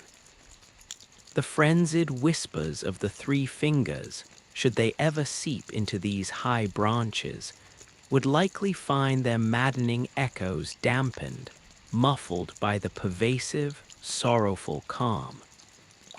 But this is a static defense, a held breath. It cannot create, it cannot heal, it cannot grow. It can only preserve a tragic stasis. The gold is no longer being alloyed with active compassion. It is alloyed with grief, with patience stretched so thin it threatens to become despair. This is the silent, metaphysical tragedy unfolding in tandem with the physical one. The dream's tools are still present, but they are locked in a configuration of waiting, their transformative potential frozen in an attitude of perpetual anticipation. Consider the needle, or rather, the absence of its perfected form. Its prototype, a sliver of intent made metal, sits elsewhere in the world, a testament to a solution half-formed. Within the dream space of the cocoon, one can imagine the concept of the needle as a constellation of piercing, clarifying light, a network of precise vectors meant to isolate corruption. Now, under assault, that constellation might be in disarray. Some vectors may be bent, defending the dream's core from invasive tendrils of blood. Others may be fragmented, their light scattered. The perfect surgical instrument for malenia's cure is now a beleaguered, multi-purpose tool in a war of existential survival. The original, focused purpose has been diffused by necessity. This diffusion is felt in the Haligtree as a vague, pervasive ache, a sense of a specific, promised miracle indefinitely postponed. The knights who bear the rot do not just feel its physical advance. They feel the weight of the unanswered question the needle represents. Their hope was not for a general solace, but for a precise, golden pinprick that would seal their fate. That precision is now lost in the fog of a much larger, murkier conflict. And what of the inhabitants, those who came not for a philosophical ideal, but for a simple, promised reprieve? Their individual stories have dissolved into the collective narrative of the weight. The misbegotten craftsman who once dreamed of carving beautiful, useful things from the Haligtree's shed bark now simply smooths the same piece of wood for years. His movements a meditative loop, the act of creation replaced by the act of care. The albinoric elder who once recounted intricate, bubbling tales of their artificial origins now speaks in short, repetitive phrases about the soft roots and the quiet light, their history condensing into a mantra for the present. Their personal identities, already fragile in a world that denied them personhood, are becoming gently assimilated into the identity of the sanctuary itself. They are becoming features of the landscape, as integral as the glowing moss and the sighing arches. This is not a violent erasure, but a slow, melancholic merging. In the absence of a future to grow toward, they are rooting themselves ever deeper into the perpetual now, becoming one with the waiting. Their solace is real, but it is a solace that borders on a quiet, communal dissolution. Loretta, from her high vantage, perceives this merging. She sees the albinorics she vowed to protect becoming less like refugees and more like serene, slow-moving spirits of the tree itself. There is a profound safety in this, a final escape from persecution, but it carries the scent of an ending, not a beginning. Her duty, therefore, subtly shifts. It is no longer just to guard them from external threat, but to subtly, silently guard against this total assimilation. Her patrols are a reminder of an outside, of a world beyond the branches that once mattered. The rhythmic, echoing clop of her steed's spectral hooves on the wood is a stubborn, temporal heartbeat imposed upon the timeless drift. She is a needle of conscious memory in the cushion of forgetting, ensuring that the sanctuary does not become a tomb of beautiful oblivion. She remembers Caria. She remembers the cold politics of the academy. She remembers the precise moment she chose this path. By holding these memories, she keeps a door open in her own mind, and by extension in the atmosphere of the Haligtree, for the possibility of a return to a world of action, of consequence, of time that moves forward. Far below, in the contrasting nightmare of Mogwin Palace, a different kind of assimilation is violently underway. Here, the dissolution of self is not a gentle merging with a peaceful environment, but a violent erasure in a cacophony of shared sensation. The blood-bagged worshippers are not becoming one with a tree. They are becoming one with a fluid, with the constant, warm flow of the sacrament. Their individual pains, their histories, their reasons for being shunned or broken, All are dissolved in the communal bath of Moog's offered blood. This is a parody of Miquella's empathy, where Miquella sought to understand and heal individual suffering. Moog offers to drown it in a universal, ecstatic solvent. His is a communion of oblivion. The worshipper's silent, open-mouthed rapture is the face of this oblivion. They have no past to remember, no future to anticipate, and thus no present in which to have a self.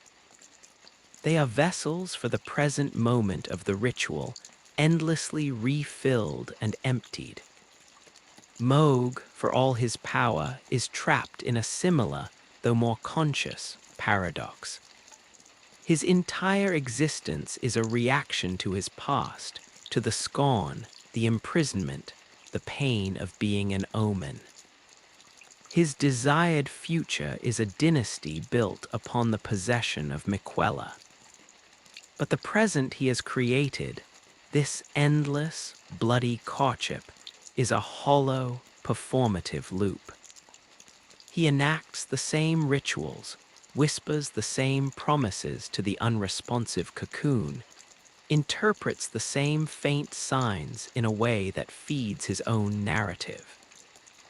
He is a playwright performing a grand, tragic opera for an audience of one who is not only asleep, but dreaming an entirely different play.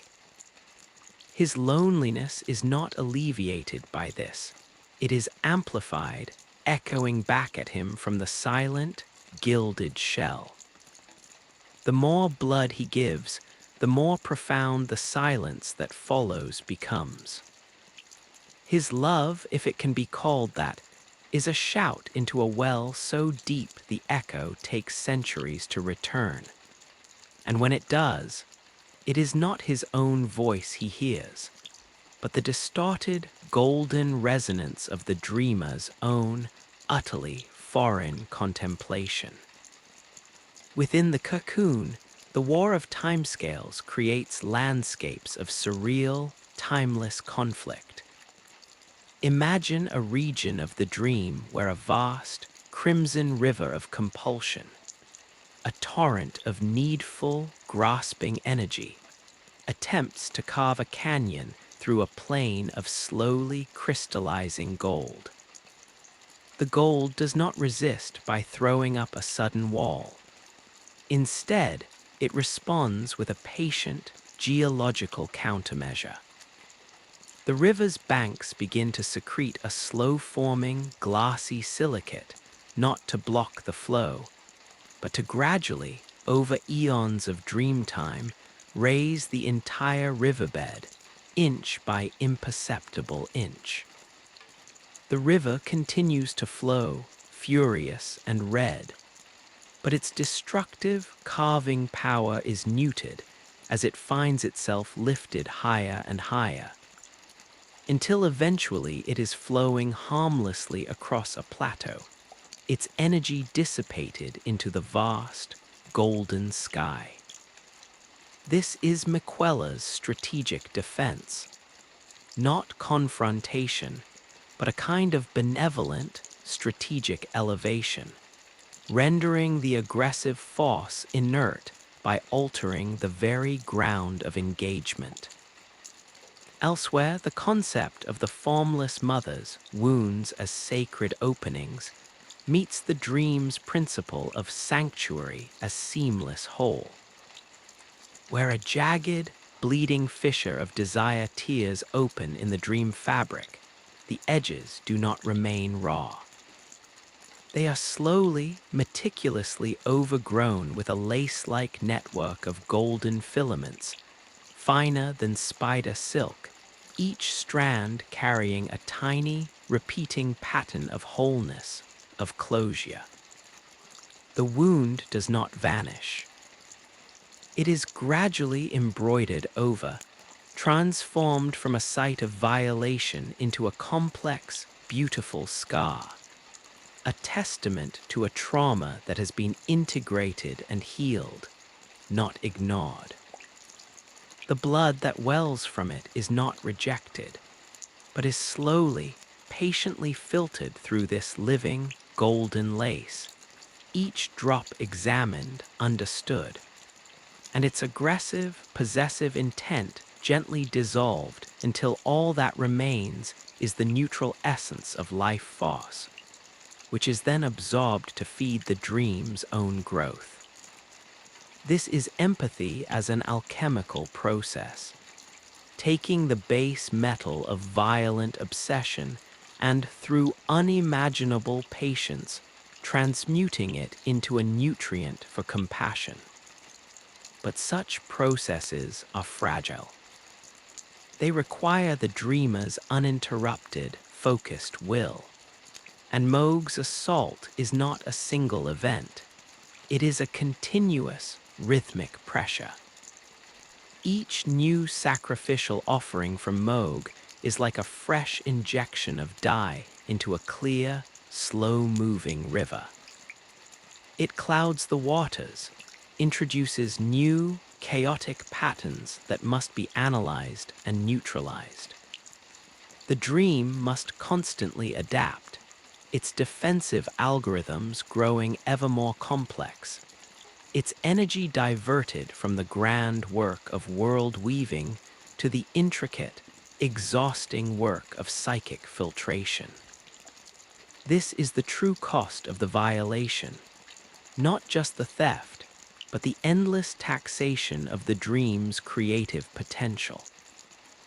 Miquella's mind, a boundless ocean of contemplative power, is now forced to dedicate vast swathes of its capacity to running a perpetual, defensive purification plant, processing the toxic influx of another's desperate loneliness. The bond with malenia in this context is the clean, unmixed sauce water. Her silent, unwavering signal is the only input that requires no filtering, no processing. It is instantly recognizable, perfectly assimilable, a pure boost of coherent energy. In the dream's internal geography, her presence might manifest as a deep, clear wellspring in the very center of the golden plain, its waters radiating a calm, cool light that strengthens the golden filaments and clarifies the sluggish rivers.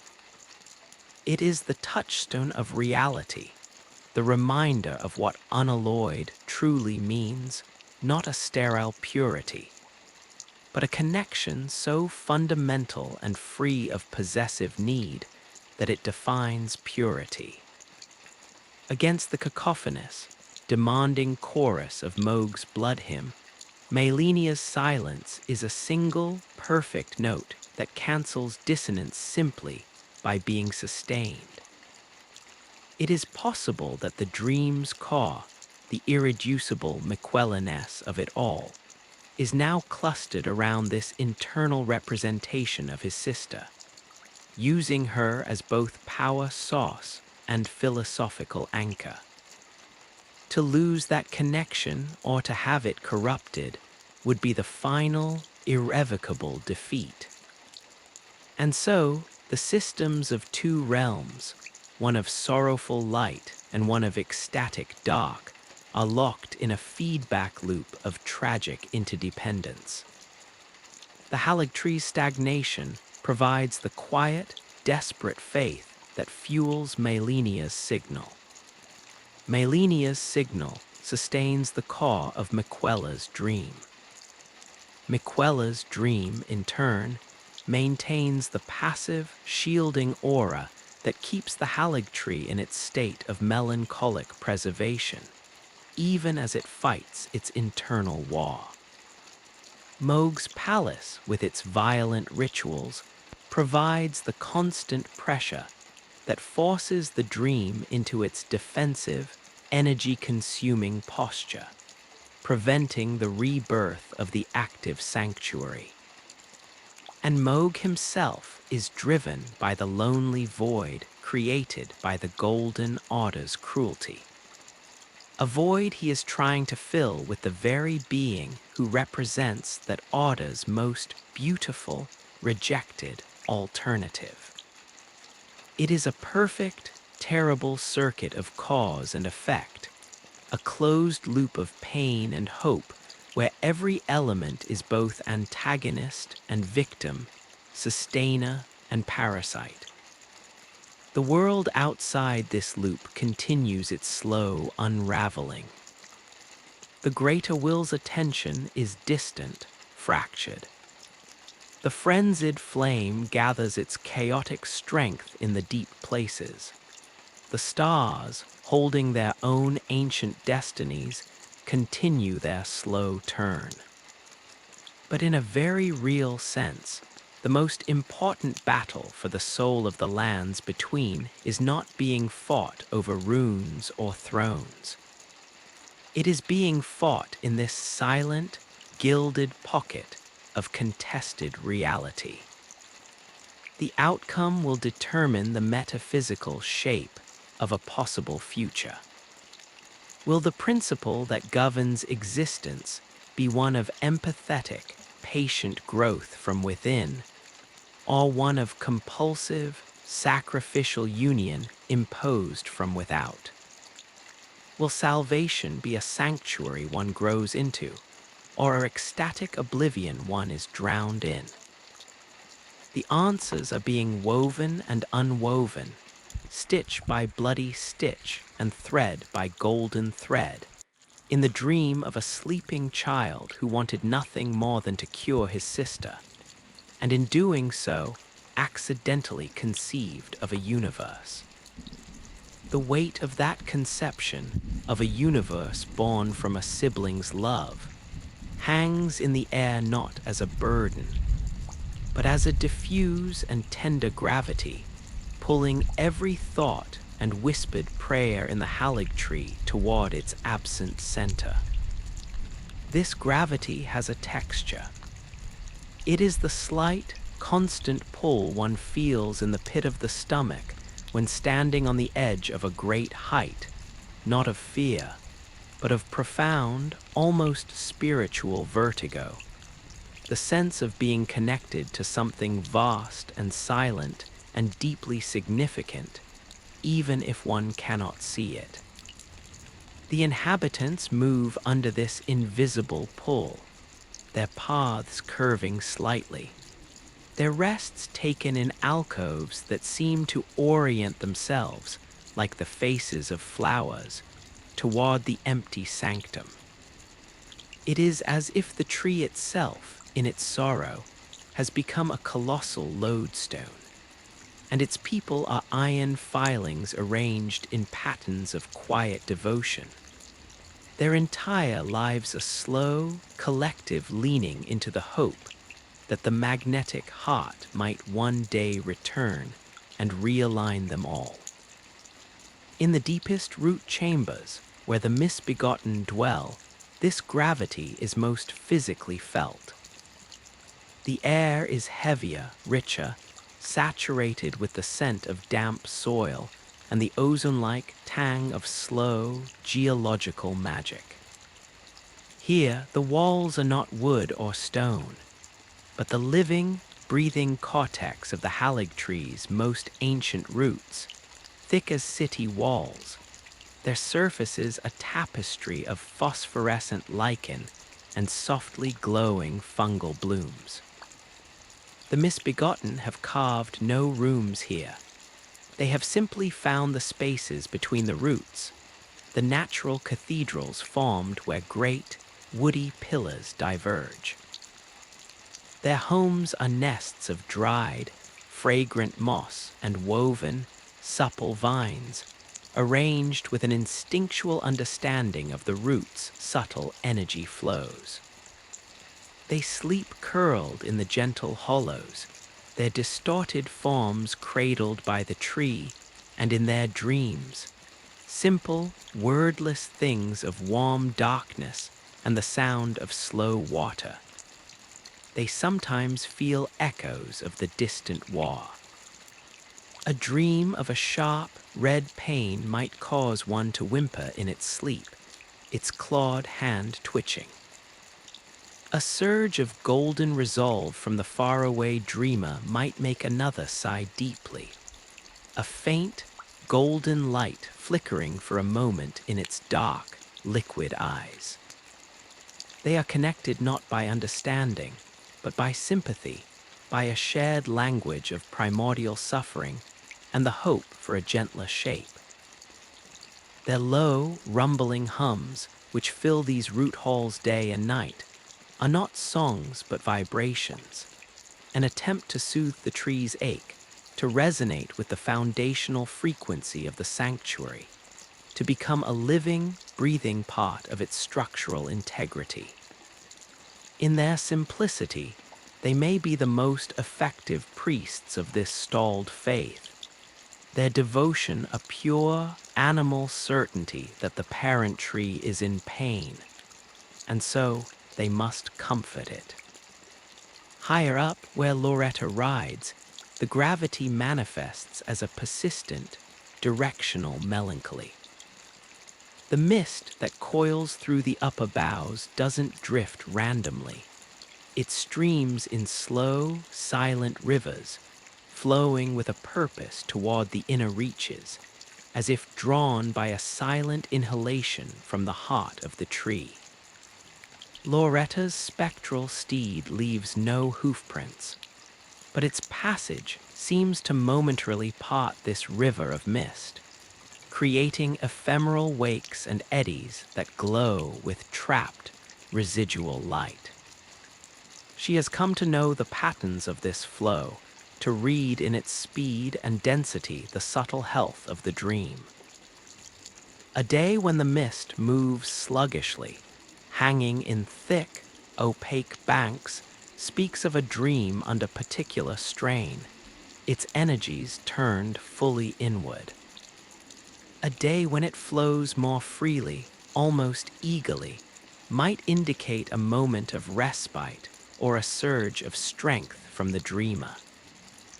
She has become a meteorologist of mood, a knight errant charting the weather of a collective soul.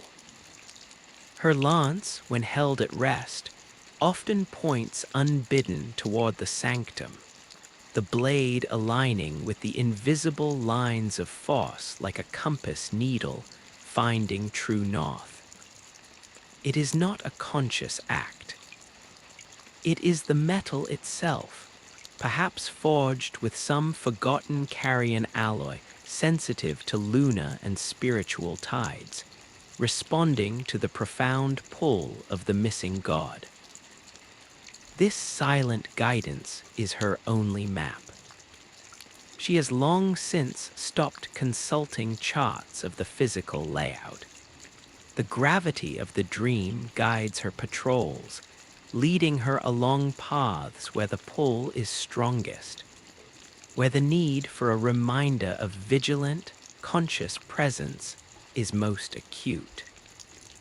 For the clean-wrought knights, the gravity is a counterweight to the inward pull of their decay. The scarlet rot exerts its own terrible magnetism, a centripetal force that draws sensation, memory, and life inward toward a core of dissolution.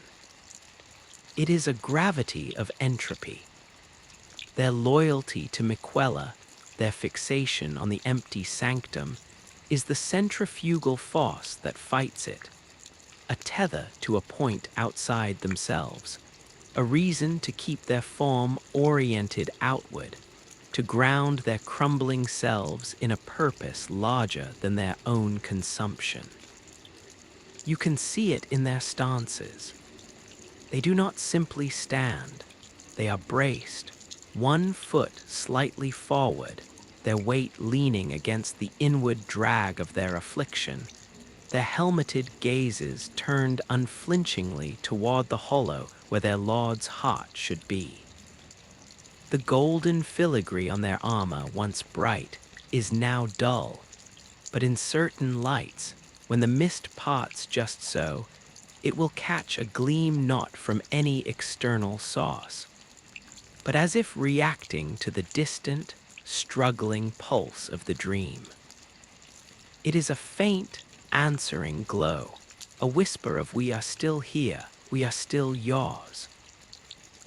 Their vigil is a monumental effort of spiritual orientation, a daily reassertion that up is toward the dream and down is into the final, silent surrender to the rot.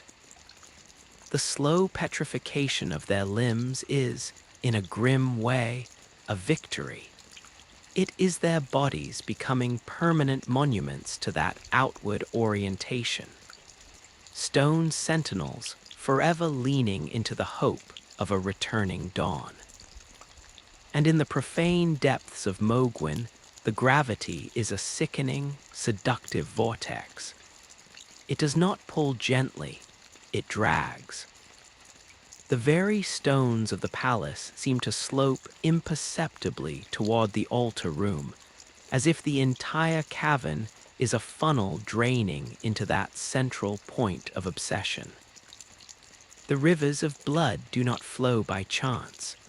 They are pulled, seeping from the walls and ceilings, trickling along carved channels, all converging in the great, stagnant lake around Mog's altar, where the cocoon rests like a monstrous, golden egg in a nest of clotting gore. This is a gravity of consumption, of everything being drawn into the maw of a single, insatiable need. The worshippers do not walk. They stagger, pulled toward the altar by a yearning they can no longer comprehend, their bodies failing as their spirits have already been consumed. Even the light, that hellish, pulsing glow, seems to bend, its rays curving inward, leaving the outer reaches of the palace in a deeper, more desolate shadow, concentrating all illumination, all energy, all meaning on the silent drama at its heart. Mog himself is the epicenter of this vortex.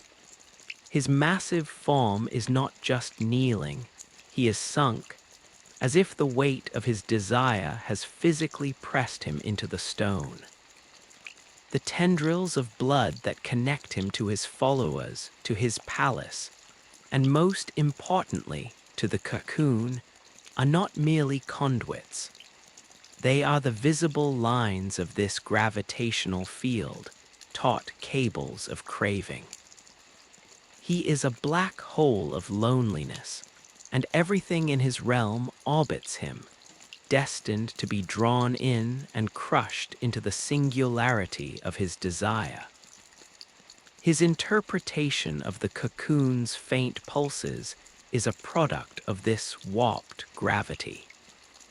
He cannot perceive the dream's true golden frequency because his own psychic mass bends all signals.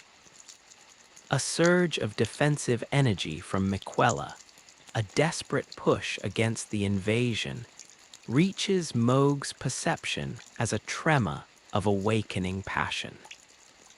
A moment of deep, contemplative stillness within the dream as Miquella regroups and analyzes is felt by Mog as a contented sigh, a god resting in the nourishment he provides. The signal is hopelessly distorted by the immense, selfish gravity of the receiver. He is listening for an echo of his own longing, and in the complex, war-torn symphony of the dream, he hears only the notes that resonate with that emptiness. Within the cocoon's besieged dream space, this external gravity manifests as a constant, distorting pressure. It is the weight of Mog's misinterpretation itself, a psychic force that tries to compress the dream's infinite, golden possibilities into a single, narrow narrative. The story of a god awakening to a bloody consort. This pressure seeks to collapse the dream's expansive, branching timelines, the myriad futures where the Haligtree flourishes, where malenia is cured, where the misbegotten find peace, into one grim, singular destiny. You could envision it as a great crimson hand pressing down on the luminous plain, its fingers trying to squeeze the landscape into the shape of a crown, a throne, a wedding band.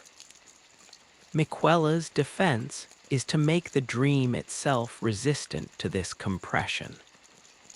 The golden substance of his consciousness is not dense, but incredibly resilient. It yields, adapts, and redistributes the pressure. Where the hand presses down, the golden plane does not shatter.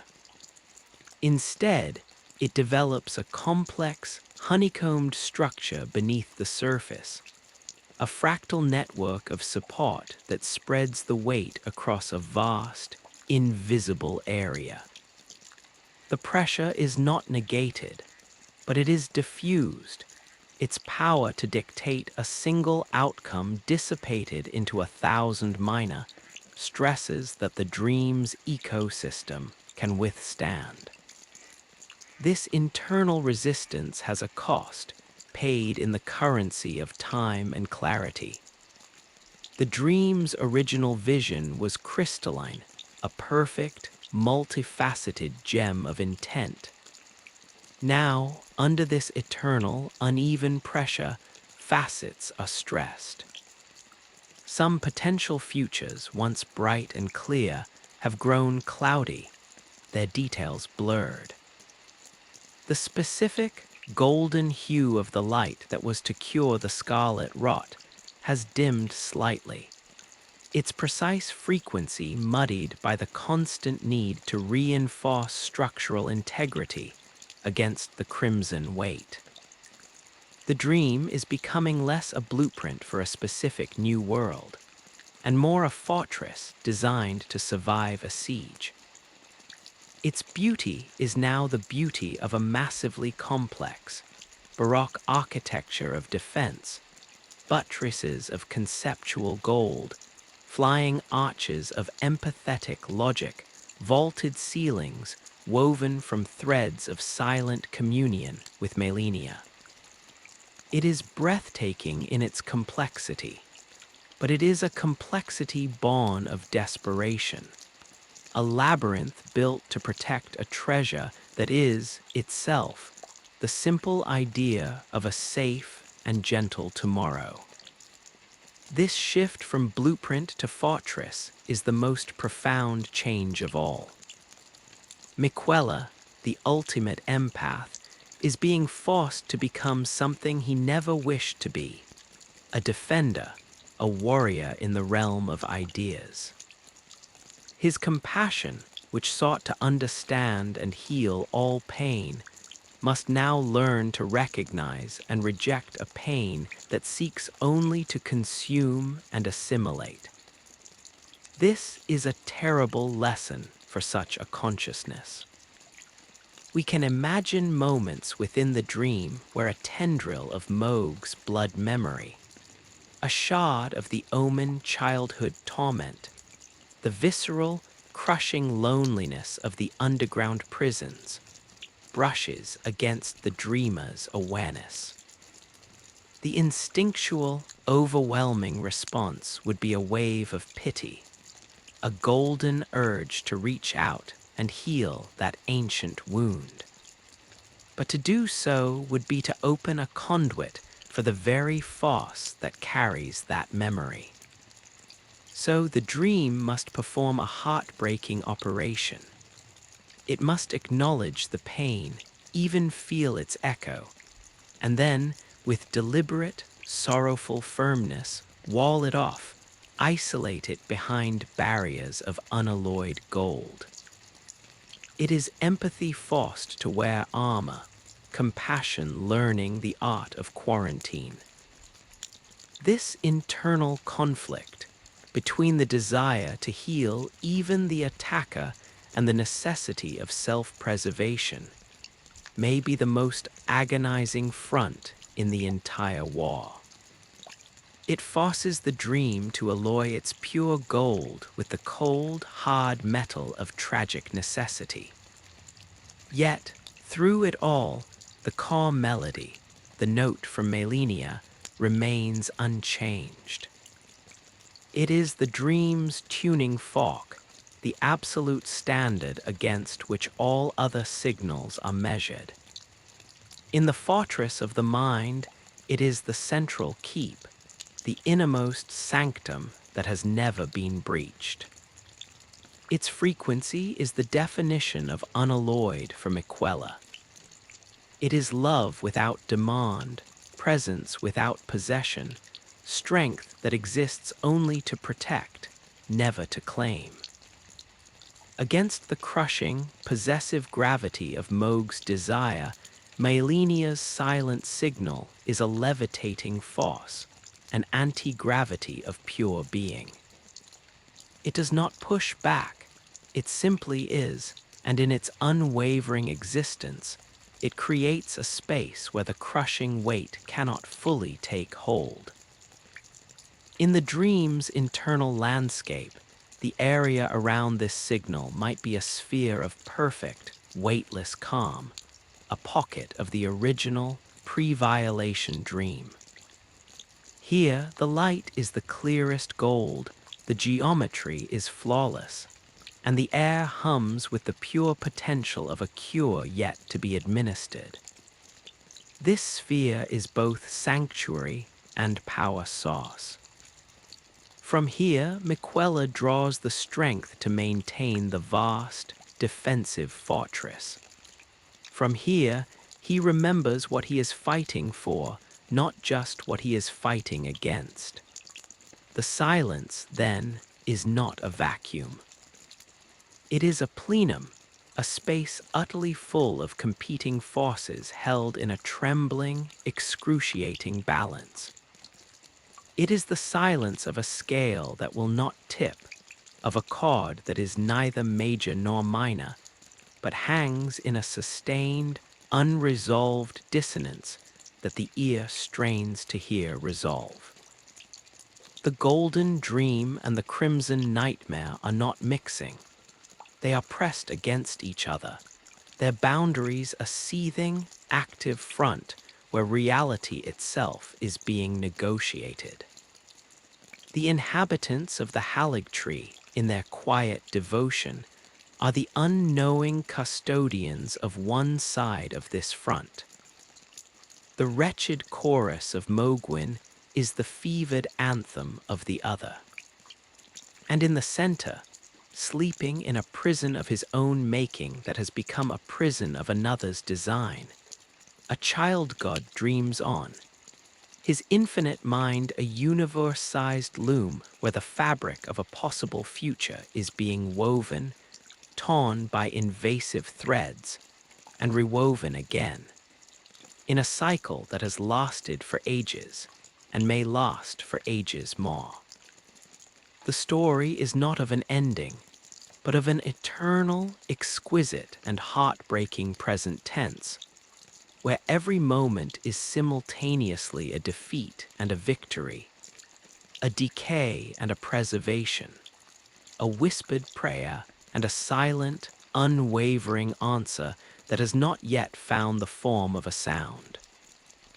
The amber light, grown so accustomed to its own slow swirl, now holds within each mote a memory of resistance. It is the light of a held breath that has become the breath itself, the pause between heartbeats stretched into a permanent state of being. In this luminous suspension, even the most minute particles of dust are not merely adrift. They are participants in a silent, microscopic ballet, their paths tracing the faint, residual eddies of the dreamer's last, untainted thoughts before the violation. They settle on surfaces not as grime, but as a fine, sacred patina, a gilded dust that seems less to obscure than to sanctify through a soft, cumulative glow. The very air has become a library of intention, each cubic inch a volume of unspoken prayers and half-remembered lullabies, waiting for a reader who has journeyed far into a bloody, subterranean chapter. Within the root chambers, the misbegotten have begun to notice a change in the texture of their communion. The low, rumbling hum that once soothed the tree's ache now sometimes meets a subtle, answering vibration deep within the woody flesh. It is not a sound, but a tremor, a shiver that passes through the root network like a sigh transmitted through a colossal skeleton. At first, it was so faint that only the eldest, with their ears pressed to the warm, pulsating bark for generations, could perceive it. Now it comes more frequently, a slow, rhythmic thrum that is out of sync with the tree's own sap flow. It feels foreign, yet deeply embedded, like a second heartbeat within a shared body, one that is sluggish and thick, pumping a substance heavier than life. The misbegotten do not understand this cognitively, but their bodies react. Their grooming of the roots becomes more anxious, their large, careful hands searching for a fever that has no localized source. They pack the dark soil more tightly, as if to hold the trembling roots steady. Their own humming takes on a questioning tone, a rising inflection at the end of each rumbling cycle, as if asking the tree, "What is this new pain? Where does it hurt?" They are the first to physically register the seepage, not of liquid, but of influence. The psychic backlash of the distant war beginning to echo through the sympathetic connection of root and dream. High above, Loretta's meteorological readings of the mist grow more complex. The rivers of vapor no longer simply flow toward the sanctum. They have developed countercurrents, subtle whirlpools that spin lazily in the vast chambers before dissolving.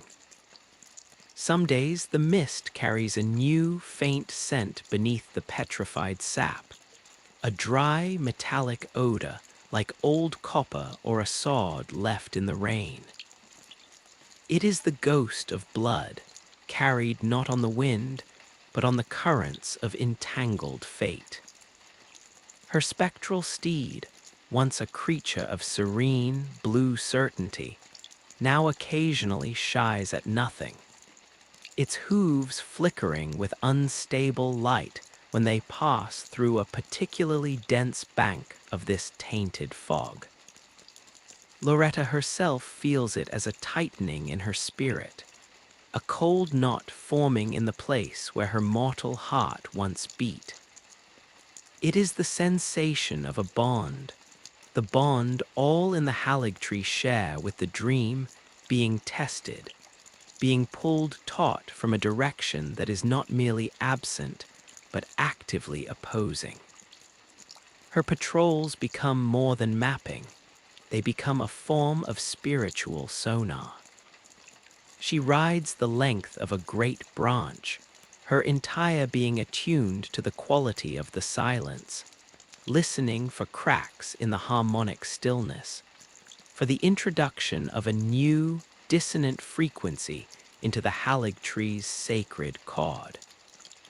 She is listening for the echo of the violation, trying to triangulate the distress of her lord through the layers of reality that separate them. The clean-wrought knights experience this new tension not as a sound or a scent, but as a deepening of their internal schism. The scarlet rot's inward pull has always been there, a silent, gravitational enemy. Now they feel a second, external tug, a sickly, seductive magnetism that seems to emanate from the very emptiness they guard. It whispers not in words, but in sensations, a phantom warmth in their decaying veins, a false memory of vitality that feels like a blush of fever, a sudden, sharp craving for something wet and metallic. This is the backwash of Moog's desire, leaking through the frayed connection and affecting those whose bodies are already a battleground between life and a different kind of corruption. Their legendary discipline is now turned against this new, insidious assault. Where once they braced against the rot's inward collapse, they now must also root themselves against this outward, tempting pull. A knight might find his head, heavy within its helmet, turning unbidden by a fraction of an inch toward the southeast, toward the deep earth where Mogwin lies. The effort to wrench his gaze back to the sanctum is a fresh battle. Their petrification, once a slow surrender to time and decay, now becomes a conscious strategy, a willing solidification against a corruption that seeks not to destroy, but to claim and convert. They pray for their limbs to turn to stone faster, to become insensate mountains against this whispering tide. And in the Mogwin Palace, the vortex tightens. The gravitational pull toward the altar has grown so strong that the very architecture groans. Fine cracks have appeared in the sanguine stalactites, not from dryness, but from the strain of being perpetually drawn downward. The lake of blood around the altar no longer ripples.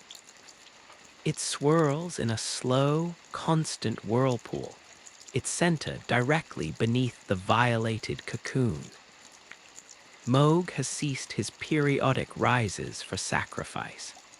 He is now permanently fused to his kneeling posture, his body seemingly grown into the stone, his own blood crystallizing around his joints like crimson mortar. His offering is continuous, a slow, steady exudation from his very paws, fed by the rapturous suffering of his followers, who now lie in concentric circles around the altar, their life essence siphoned through the air in visible, pinkish vapors that coil into the piercing tendrils on the cocoon. He is no longer a supplicant.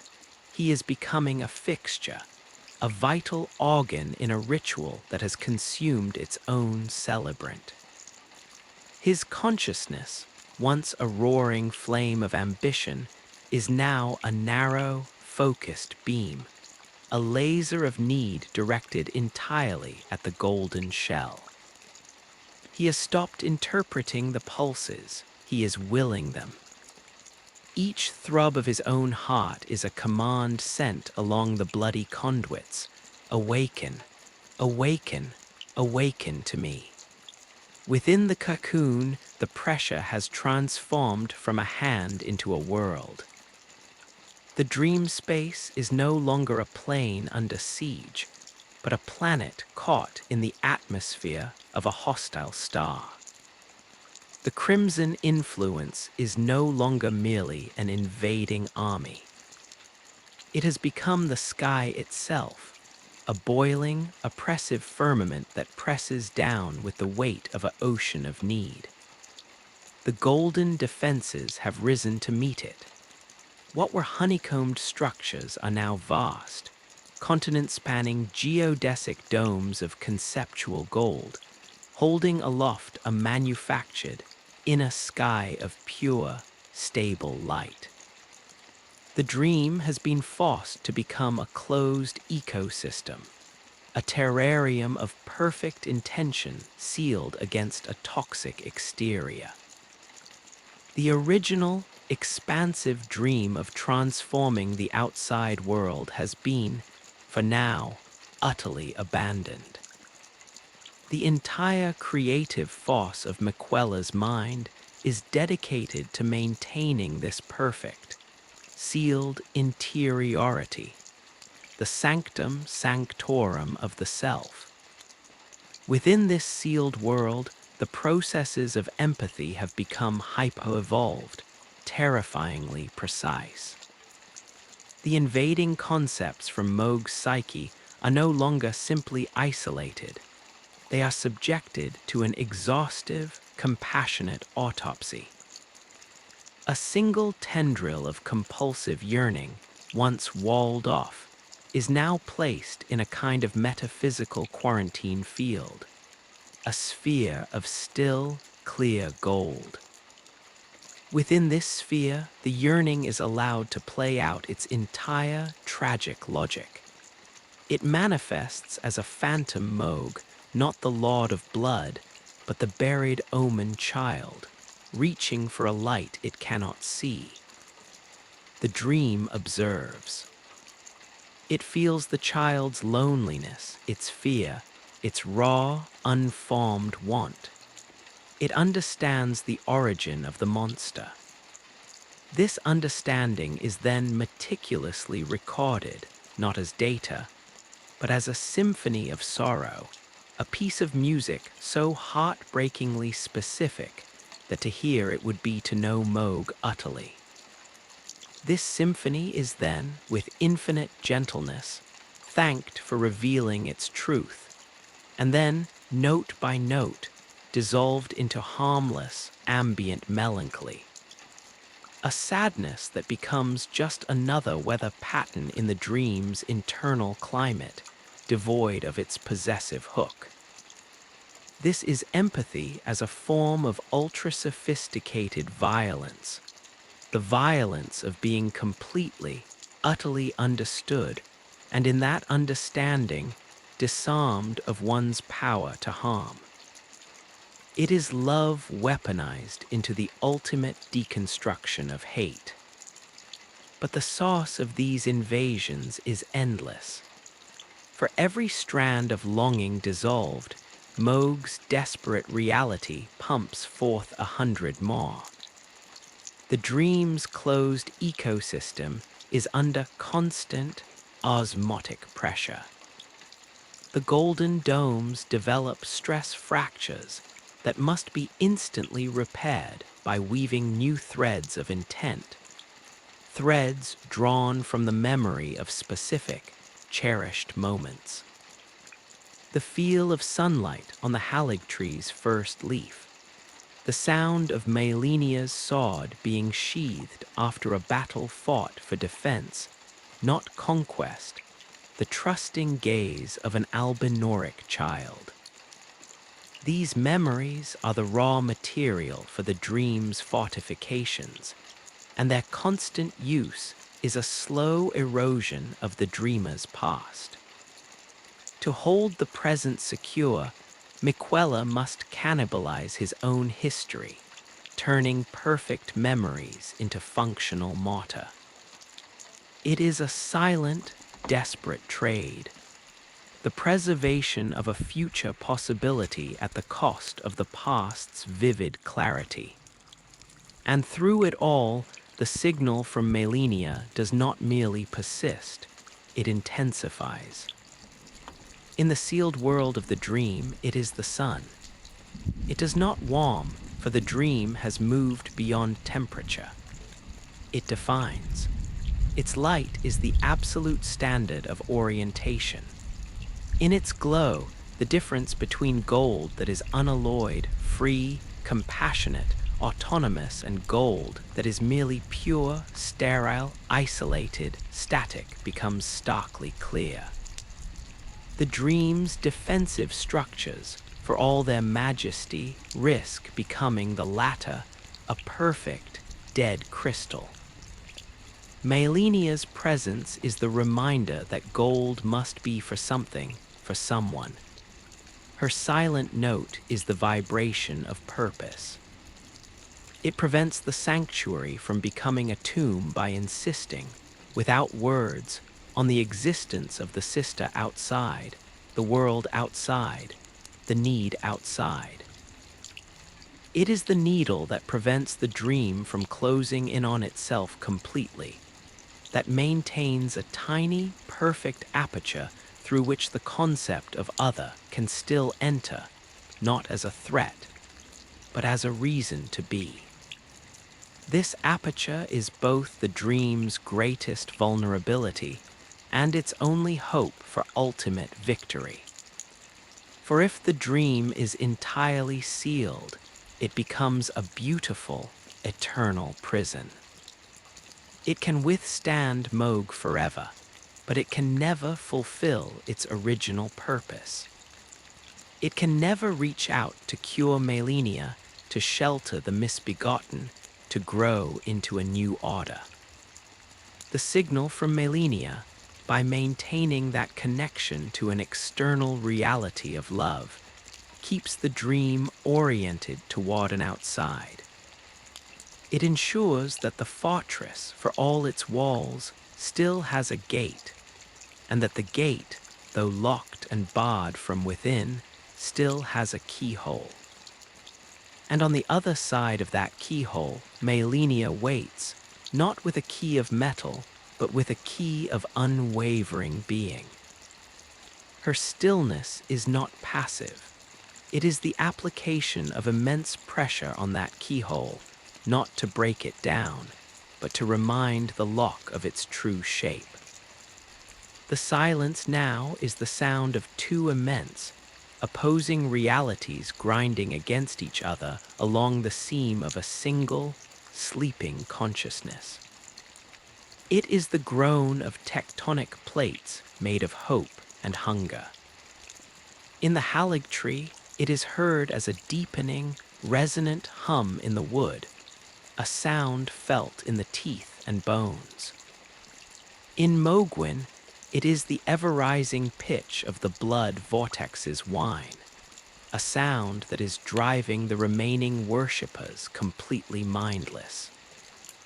And in the space between, in the Cocoon, it is the roar of a universe being forged and defended in absolute, thought-born silence. The child who never grows is now the ancient who holds a world within him.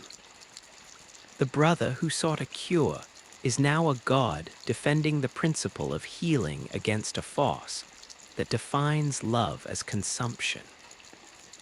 The dreamer who left to build a better dawn now fights an endless twilight war to prevent his own dream from being turned into the liturgy of an endless, bloody night. And the story, for now, can only watch this stasis, this terrible, beautiful equilibrium of opposed eternities, and wonder which will first fatigue, the patience of the golden mind or the desperate hunger of the crimson heart. The groan of tectonic plates, the hum in the wood, the whine of the vortex.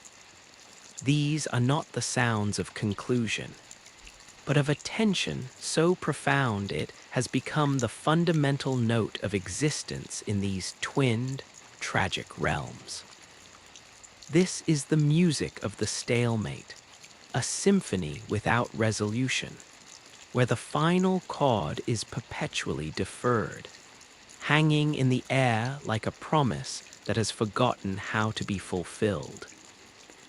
Yet within this endless suspension, life, or its echo, adapts. It finds new shapes in the stillness, new meanings in the wait, carving purpose from the very substance of anticipation. In the Haligtree, the inhabitants have begun to dream the same dream. It is not a dream of vivid events or narratives, but of a singular, pervasive sensation, the feeling of a great weight being lifted. For the albinoric rolling in its sleep, it manifests as a sudden, buoyant lightness, as if the very air has become a supportive fluid carrying it effortlessly. For the misbegotten curled in its root nest, it is the sensation of a constriction around its twisted limbs gently loosening, not to change its form, but to allow it to breathe more deeply. For Loretta, asleep in a high perch of silverwood, it is the memory feeling of her spectral steed breaking into a gallop not of patrol, but of pure, unburdened speed, the wind of a true dawn rushing past her helm. These are not prophetic visions, they are sympathetic resonances. They are the dreamer's own sensation of momentary, hard-won relief in his internal war. A successful encapsulation of a major tendril of blood obsession. A temporary stabilization of a buckling golden dome, echoing back through the psychic connection to those who are psychically aligned with him. Their shared dream is a barometer of the distant struggle, a collective sigh felt in the soul when the pressure, for a fleeting epoch within the cocoon, lessens by a degree. This shared subconscious experience has birthed a new, quiet ritual. Upon waking, without a word being spoken, the inhabitants will often go to a particular place. A specific, smooth section of route, a certain archway that catches the first of the tree's dimming light, a still pool where the mist collects, and simply place a hand upon it. The albinoric will lay its soft, padded palm against the wood. The misbegotten will rest its heavy, clawed hand with infinite care. A clean-wrought knight, on a rare moment of respite, will remove a gauntlet and press bare, stone-cold fingers to the moss. It is a silent check for a pulse, a communal feeling for the well-being of the tree, and through it, for the dreamer.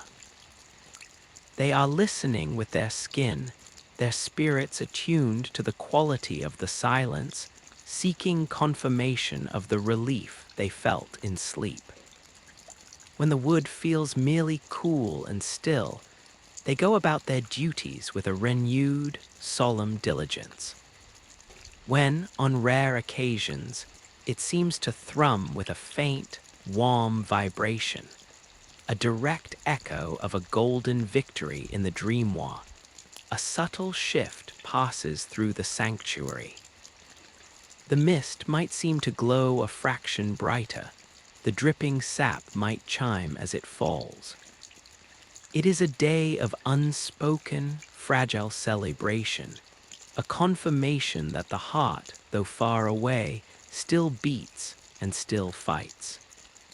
Far below, in the antithesis of this gentle empathy, Moog's reality contracts further. The palace is no longer a place, it is a condition.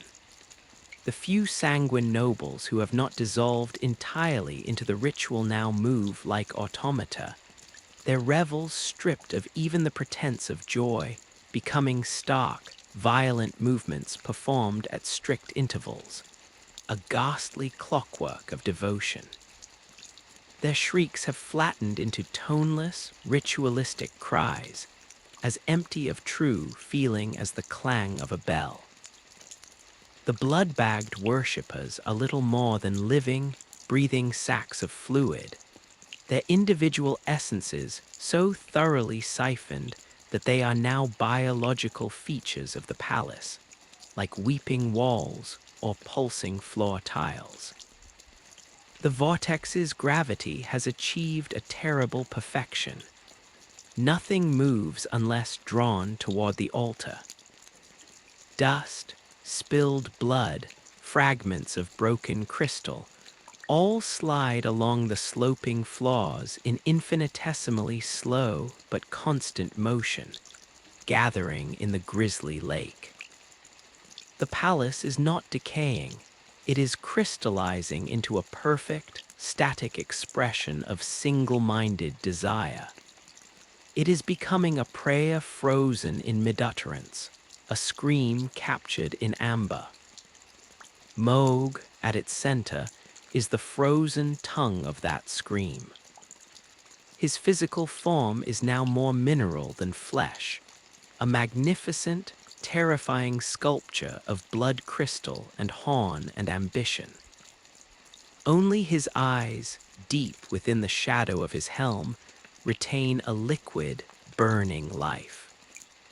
They are fixed, unblinking on the cocoon. His consciousness has retreated to a bare, fierce point, the act of willing. He no longer thinks in words or images, but in pure, directive pressure. He is a hydraulic pump of intent, his entire being compressing into the simple, repeated command that flows through the sanguine tendrils. Be mine. The complexity of his loneliness, the history of his pain, the theology of his formless mother, all have been refined away in the furnace of his fixation, leaving only this diamond-hard, simple imperative. He is no longer courting a god. He is performing an alchemy of will upon a divine substance, attempting to transmute the gold of empathy into the gold of possession through sheer, relentless pressure. And within the cocoon's sealed world, this diamond-hard imperative has become a new kind of environmental fact. It is no longer an invading army with tactics and strategies. It is a law of physics, a constant, crushing force like gravity or atmospheric pressure. The dream's golden domes do not battle it, they endure it. They have become something akin to the hull of a vessel resting on the deepest ocean floor, engineered to withstand pressures that would annihilate anything less perfect. The dream's internal work has shifted accordingly. The meticulous, compassionate dissection of invading concepts has become a more streamlined, efficient process. There is no longer time for symphonies of sorrow. Now, when a strand of compulsive yearning breaches the inner sky, it is met with instantaneous, golden algorithms of neutralization. It is identified, its core emotional signature, loneliness-seeking fusion, is matched against a vast, internal library of understood pains, and it is then unraveled with the clinical precision of a surgeon severing a nerve. The empathy is still there, but it is empathy automated, compassion turned into a flawless, spiritual immune response. It is both a triumph of adaptation and a profound loss. The dream is saving itself, but in doing so, it is becoming less a workshop of artistic creation and more a perfect, reactive machine. This transformation pains the dreamer in a way the invasion itself could not. For Miquella, to understand was to heal. Now, to survive, he must often simply delete. The process feels like a self-amputation of his own nature. Each time a complex, tragic emotion from Moog is efficiently dissolved rather than understood and transmuted, a little of the dream's original, boundless curiosity dims. The golden light within the sealed world remains, but it grows more mathematical, more pure, less warm. The landscapes within, once possibly featuring rolling hills of contemplative thought and rivers of melodic inspiration, are now increasingly geometric, composed of perfect, interlocking shapes of defensive logic and self-preserving axiom. It is breathtakingly beautiful in its order, but it is the beauty of a sublime equation, not a living forest. Only in one place does the old, warm, artistic dream persist, the immediate vicinity of the signal from Malenia. Here, at the absolute center of the sealed world, the light is not the stark, brilliant gold of the defensive domes, but a softer, buttery hue. Here, the geometry relaxes. The shapes are flowing, organic. This is the sanctuary within the sanctuary, the memory of the Haligtree's original intent kept alive. In this space, time does not pass in the efficient, algorithmic ticks of the defensive systems, but in the slow, rhythmic breath of a sleeper. Here, the dream allows itself to feel rather than just process. Here, it recreates, from memory and longing, the sensation of sunlight on the Haligtree's leaves, the sound of water in its roots, the quiet presence of the misbegotten and albinorix as concepts of peaceful existence. This inner sanctum is fueled directly by Malenia's signal. It is her unwavering presence that maintains this pocket of pre-violation dream, this living seed of what was supposed to be. It is both a refuge for the dreamer's soul and the blueprint he consults to remember what he is building all these defenses for. It is the heart's heart, and it is here that the war is truly won or lost. If this soft, golden core were ever to be hardened by the relentless pressure, to become just another efficient, geometric cell in the defensive hive, then the dream would have survived, but Miquella would have lost. He would become the perfect, unassailable god of a perfect, empty fortress, and the hope of the Haligtree would turn to dust, preserved forever in a tomb of his own making. Thus, the ultimate conflict is not between gold and crimson, but between two kinds of gold.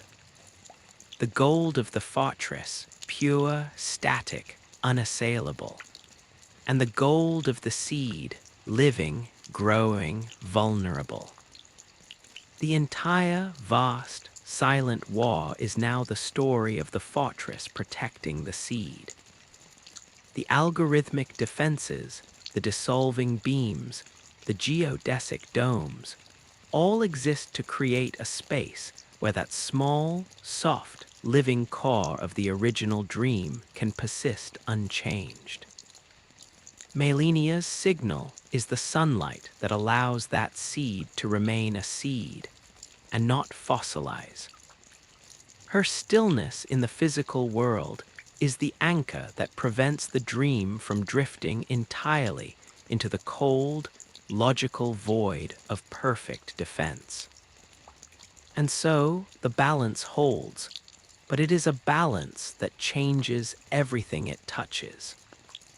The Haligtree is not the vibrant hospital sanctuary it was meant to be. It is a beautiful, grieving monument to that idea, its inhabitants becoming caretakers of a memory. Mogwin Palace is not a thriving dynasty. It is a fossilized ritual, a monument to a hunger that consumed itself. Miquella's dream is not expanding into a new order. It is engaged in an eternal, holding action, protecting a tiny, precious kernel of its original self against an ocean of oppressive want. The child who sought to cure a curse now fights to cure his own dream of the infection of another's despair. The brother who desired to save his sister now relies utterly on her existence to save him from becoming something that could never save anyone. The empath who felt all pain now must harden a part of himself against a specific, overwhelming pain, lest he be dissolved by it. This is the final, exquisite shape of the tragedy. Redemption twisted into stasis, love forged into a shield so perfect it risks becoming a cage, and hope refined into a waiting so deep and patient that it becomes indistinguishable from the silence of the grave. Yet within that seed, within that soft, golden core sustained by a sister's silent love, the potential remains. It is a potential that sleeps, not with the gentle promise of a dawn, but with the fierce, quiet tenacity of a buried bulb in the deepest winter, its vitality condensed into an essence so concentrated that it can outwait ice ages. The story does not end because the seed does not sprout and the fortress does not fall. It simply is a perfect, terrible, and beautiful equilibrium of protection and vulnerability, of memory and endurance, of a love that shields and a love that sustains, locked in a silent embrace across the abyss of violation. The lullaby has not reached its final note. It has become the sustained hum of the universe itself, a single, endless chord containing within it both the melody of a healing world and the dissonance of the wound that prevents its birth. And in that chord, all possibilities, the golden dawn, the crimson night, and every terrible, quiet shade in between, remain, suspended, waiting for a change in the pressure, a shift in the light, a breath from the dreamer that is something other than the breath of war.